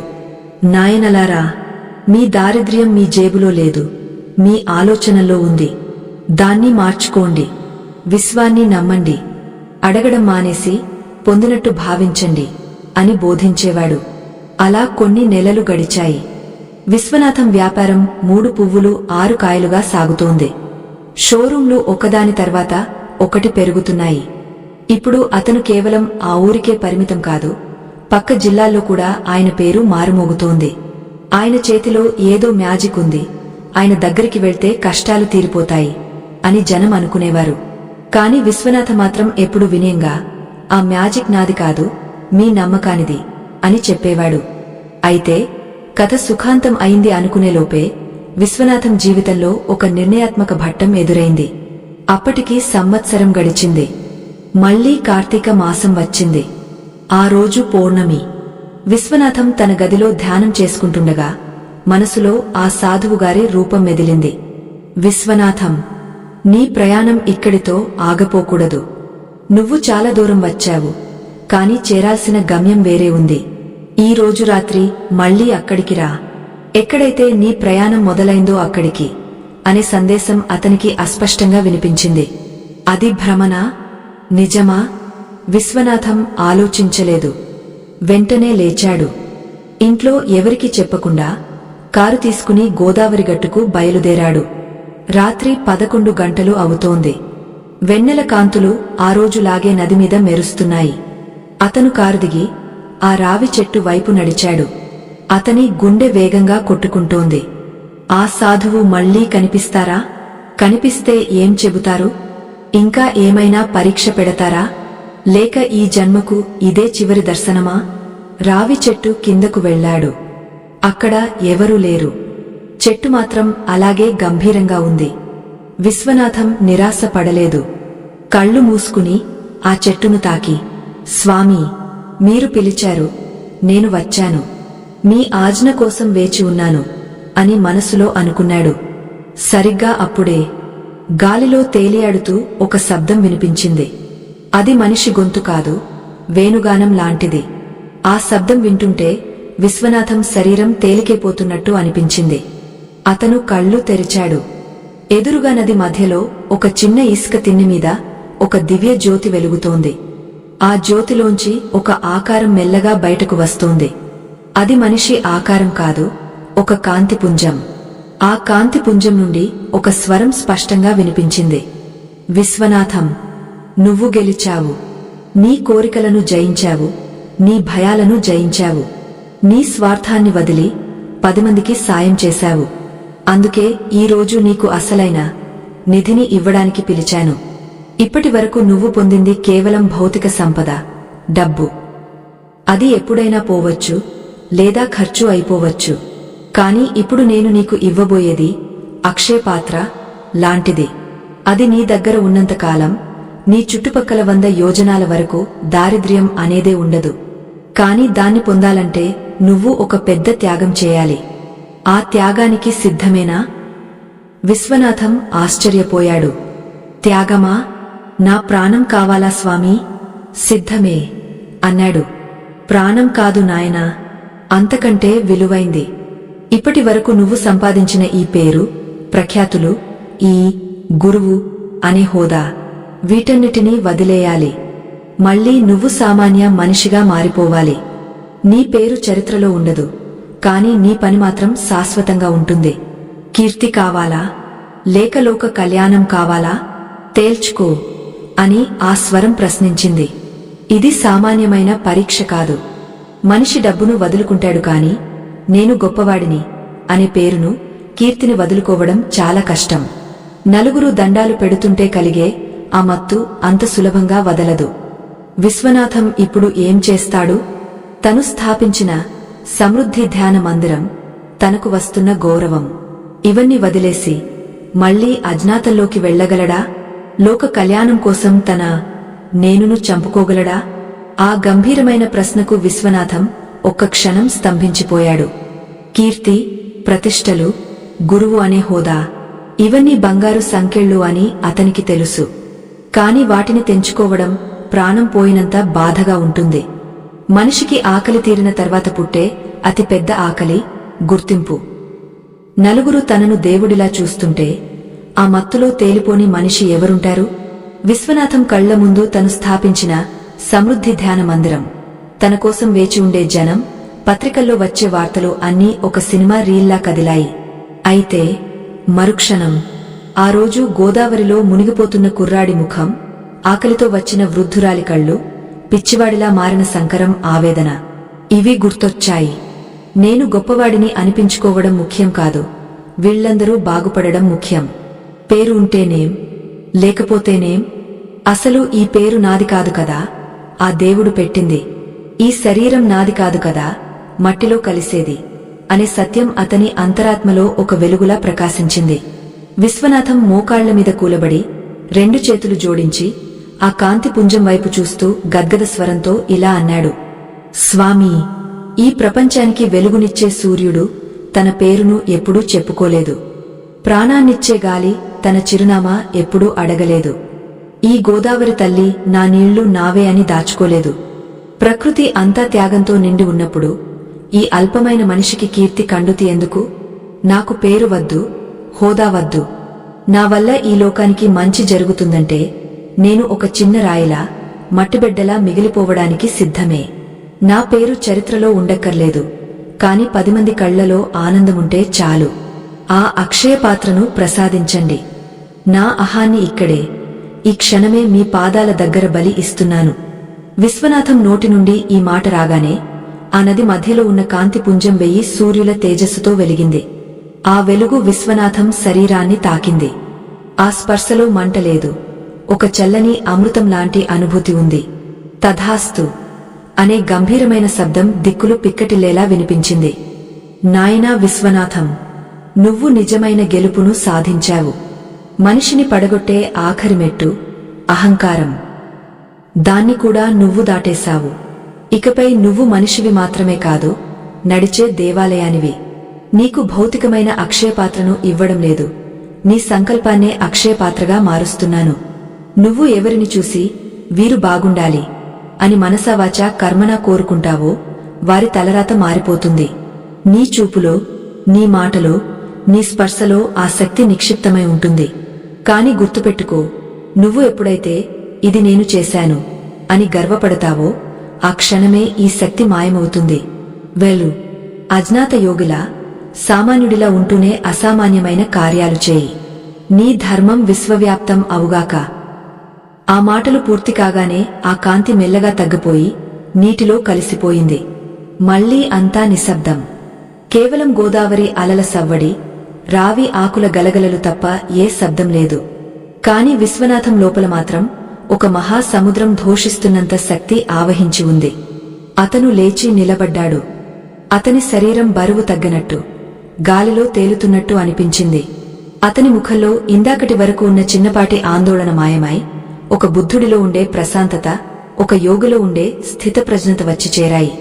అతను ఇంటికి తిరిగి వచ్చాడు. సుశీల ఇంకా నిద్రపోలేదు. భర్త ముఖం చూడగానే ఆమె ఏదో గ్రహించింది. ఆయనలో ఏదో మార్పు వచ్చింది. అది మాటల్లో చెప్పలేనిది, కాని అనుభూతి చెందగలిగేది. ఏమండీ, ముఖం వెలిగిపోతోంది, ఆ దేవుడు కనిపించాడా అని అమాయకంగా అడిగింది. విశ్వనాథం నవ్వి, దేవుడు కనిపించడం కాదు సుశీల, మనలోనే ఉన్నాడని తెలిసింది. రేపటి నుండి మన జీవితం మారబోతోంది. నువ్వు సిద్ధమేనా అని అడిగాడు. ఆమె అర్థం కాకపోయినా తల ఊపింది. మరుసటి రోజు ఉదయం సమృద్ధి ధ్యాన మందిరం దగ్గర వందలాది మంది జనం పోగయ్యారు. విశ్వనాథం గారు వస్తారు, తమ కష్టాలు తీరుస్తారు అని ఎదురు చూస్తున్నారు. విశ్వనాథం వచ్చాడు. కాని అతను వేదిక మీద కూర్చోలేదు, మైక్ తీసుకోలేదు. సామాన్యంగా ప్రజల మధ్యలో నిలబడ్డాడు. అందరూ ఆశ్చర్యంగా చూస్తుండగా అతను ఇలా ప్రకటించాడు: సోదర సోదరీమణులారా, ఈ రోజు నుండి ఈ ధ్యాన మందిరం మూసివేయబడుతోంది. ఆ మాట వినగానే అక్కడ బాంబు పడ్డంత నిశ్శబ్దం ఆవహించింది. తర్వాత ఒక్కసారిగా కలకలం రేగింది. ఎందుకు గురువుగారు, మాకు దిక్కెవరు, మమ్మల్ని వదిలేస్తున్నారా అని జనం ఏడుపులు మొదలుపెట్టారు. విశ్వనాథం చేతులు జోడించి, మిమ్మల్ని వదిలేయడం లేదు, మిమ్మల్ని మీకు పరిచయం చేస్తున్నాను. ఇన్నాళ్లు మీరు నన్ను నమ్ముకున్నారు, కాని శక్తి నాలో లేదు, మీలోనే ఉంది. నేను చెప్పిన ఆ 2 మాటలు, ధన్యోస్మి, సమృద్ధి, నా సొంతం కాదు, అవి విశ్వం సొత్తు. మీరు మీ ఇళ్లలోనే ఉండి మీ పనులు మీరు చేసుకుంటూ ఆ దేవుడిని నమ్మి సాధన చేయండి. గురువు అనేవాడు దారి చూపించే దిక్సూచి మాత్రమే, గమ్యం చేరాల్సింది మీరే. ఇకపై నేను మీలాగే ఒక సామాన్య టైలర్ని, వ్యాపారిని. నన్ను దేవుడిలా చూడకండి, మీలో ఉన్న దేవుడిని చూడండి అని చెప్పి అక్కడి నుండి వెళ్లిపోయాడు. జనం షాక్లో ఉండిపోయారు. కాని మెల్లగా వారికి అర్థమైంది. ఆయన తమను సొంత కాళ్ల మీద నిలబడమని చెబుతున్నారు అని గ్రహించారు. ఆ రోజు నుండి బహిరంగ సభలు ఆగిపోయాయి. సన్మానాలు, గజమాలలు ఆగిపోయాయి. కాని అసలైన అద్భుతం అప్పుడే మొదలైంది. విశ్వనాథం తన షోరూంలో కూర్చుని తన పని తాను చేసుకునేవాడు. ఎవరైనా కష్టాల్లో ఉన్నవాళ్లు బట్టలు కొనడానికి వస్తే వాళ్లతో చాలా మామూలుగా మాట్లాడేవాడు. ఏం పర్లేదు నాయనా, అంతా బాగుంటుంది, దేవుడికి దండం పెట్టుకో అని భుజం తట్టేవాడు. ఆశ్చర్యమేమిటంటే అతను అలా భుజం తట్టిన వాళ్ల జీవితాలు కొద్ది రోజుల్లోనే మారిపోయేవి. దీర్ఘకాలిక రోగాలు ఉన్నవాళ్లు అతను ఇచ్చిన నీళ్లు తాగా మామూలు నీళ్లే కోలుకునేవాళ్లు. కోర్టు గొడవల్లో ఉన్నవాళ్లు అతను ఒక్క మాట చెబితే చాలు గెలిచేవాళ్లు. జనానికి అర్థమైంది, ఆయన బయటకు చెప్పకపోయినా ఆయనలో ఏదో శక్తి ఉంది. కాని ఎవరూ ఆయన్ని ఇప్పుడు గుంపులుగా చుట్టుముట్టలేదు. దూరం నుండే నమస్కరించి వెళ్లేవారు. ఆయన చూపు పడితే చాలు అనుకునేవారు. విశ్వనాథం తన వ్యాపారం ద్వారా వచ్చిన కోట్లాది రూపాయలను తన కోసం వాడుకోలేదు. తన పిల్లలకు ఎంత కావాలో అంతే ఇచ్చాడు. మిగతా డబ్బంతా అనాథ ఆశ్రమాలు కట్టడానికి, పేద విద్యార్థులను చదివించడానికి, ఆస్పత్రులు కట్టడానికి ఖర్చు చేశాడు. కాని ఎక్కడా తన పేరు రాయించలేదు. శిలాఫలకాల మీద దాత, ఒక దైవభక్తుడు అని మాత్రమే ఉండేది. సంవత్సరాలు గడిచాయి. విశ్వనాథం జుట్టు పూర్తిగా తెల్లబడింది. ముఖంలో ముడతలు పడ్డాయి. కాని ఆ కళ్లలోని తేజస్సు మాత్రం తగ్గలేదు, ఇంకా పెరిగింది. ఆయన ఇప్పుడు ఆ ఊరికి ఒక తాతయ్య లాంటివాడు. ప్రతి ఒక్కరూ ఆయన్ని సమృద్ధి తాతయ్య అని పిలుచుకునేవారు. ఆయన నడిచి వెళ్తుంటే మనుషులకే కాదు, చెట్లు, చేమలు, జంతువులు కూడా తల వంచి నమస్కరిస్తున్నట్టు అనిపించేది. ఒకరోజు కార్తీక పౌర్ణమి. విశ్వనాథం వయస్సు ఇప్పుడు 90 ఏళ్లు. ఆరోగ్యం సహకరించడం లేదు. మంచం మీద పడుకుని ఉన్నాడు. చుట్టూ కొడుకులు, కోడళ్ళు, మనవళ్ళు, ఆ ఊరి ప్రముఖులు ఉన్నారు. అందరి కళ్లలో విషాదముంది. ఈ మహావృక్షం నేలకులబోతోందా అని భయపడుతున్నారు. విశ్వనాథం మెల్లగా కళ్ళు తెరిచాడు. కిటికీలోంచి కనిపిస్తున్న పౌర్ణమి చందమామను చూసి చిరునవ్వు నవ్వాడు. తన పెద్ద కొడుకును పిలిచాడు. నాయనా, నా సమయం ఆసన్నమైంది. నేను వెళ్లాల్సిన చోటుకి పిలుపు వచ్చింది అని అతి కష్టంమీద అన్నాడు. నాన్నా, అలా అనకండి, మీరు ఇంకా ఎంతో కాలం ఉండాలి అని కొడుకు కన్నీళ్లు పెట్టుకున్నాడు. విశ్వనాథం వారించాడు. ఏడవడం ఆపండి. చావు అనేది ముగింపు కాదు, అది కొత్త ఆరంభం. పాత బట్టలు విడిచి కొత్త బట్టలు వేసుకోవడం లాంటిది. నేను చాలా సంతోషంగా ఉన్నాను. నా జీవితం పరిపూర్ణమైంది. తర్వాత తన మనవడిని దగ్గరికి పిలిచాడు. ఆ కుర్రాడి వయసు 17 ఏళ్లు. వాడి తలమీద చేయి వేసి చివరిసారిగా ఆ రహస్యాన్ని బోధించాడు. ఓరే తాతయ్య, ఆస్తిపాస్తులు ఏం సంపాదించాడో అవన్నీ ఖర్చు అయిపోతాయి. కాని నేను నీకు ఇచ్చే అసలైన ఆస్తి 2 మాటలు. జీవితంలో ఎంత కష్టం వచ్చినా, ఎంత చీకటిగా అనిపించినా ఈ 2 మాటలు మర్చిపోకు. 1 ధన్యోస్మి, నీకు ఉన్నదానికి కృతజ్ఞత చెప్పు. 2 సమృద్ధి, నీకు కావాల్సింది ఇప్పటికే నీ చుట్టూ ఉందని నమ్ము. ప్రపంచం నిన్ను మోసం చేయొచ్చు, మనుషులు నిన్ను విడిచిపెట్టొచ్చు, కాని ఈ 2 మాటలు నిన్ను ఎప్పుడూ విడిచిపెట్టవు. ఇవే నీకు రక్ష, ఇవే నీకు శిక్ష, ట్రైనింగ్. 10 మందికి సాయం చేయి, ఆనందంగా ఉండు అని చెప్పాడు.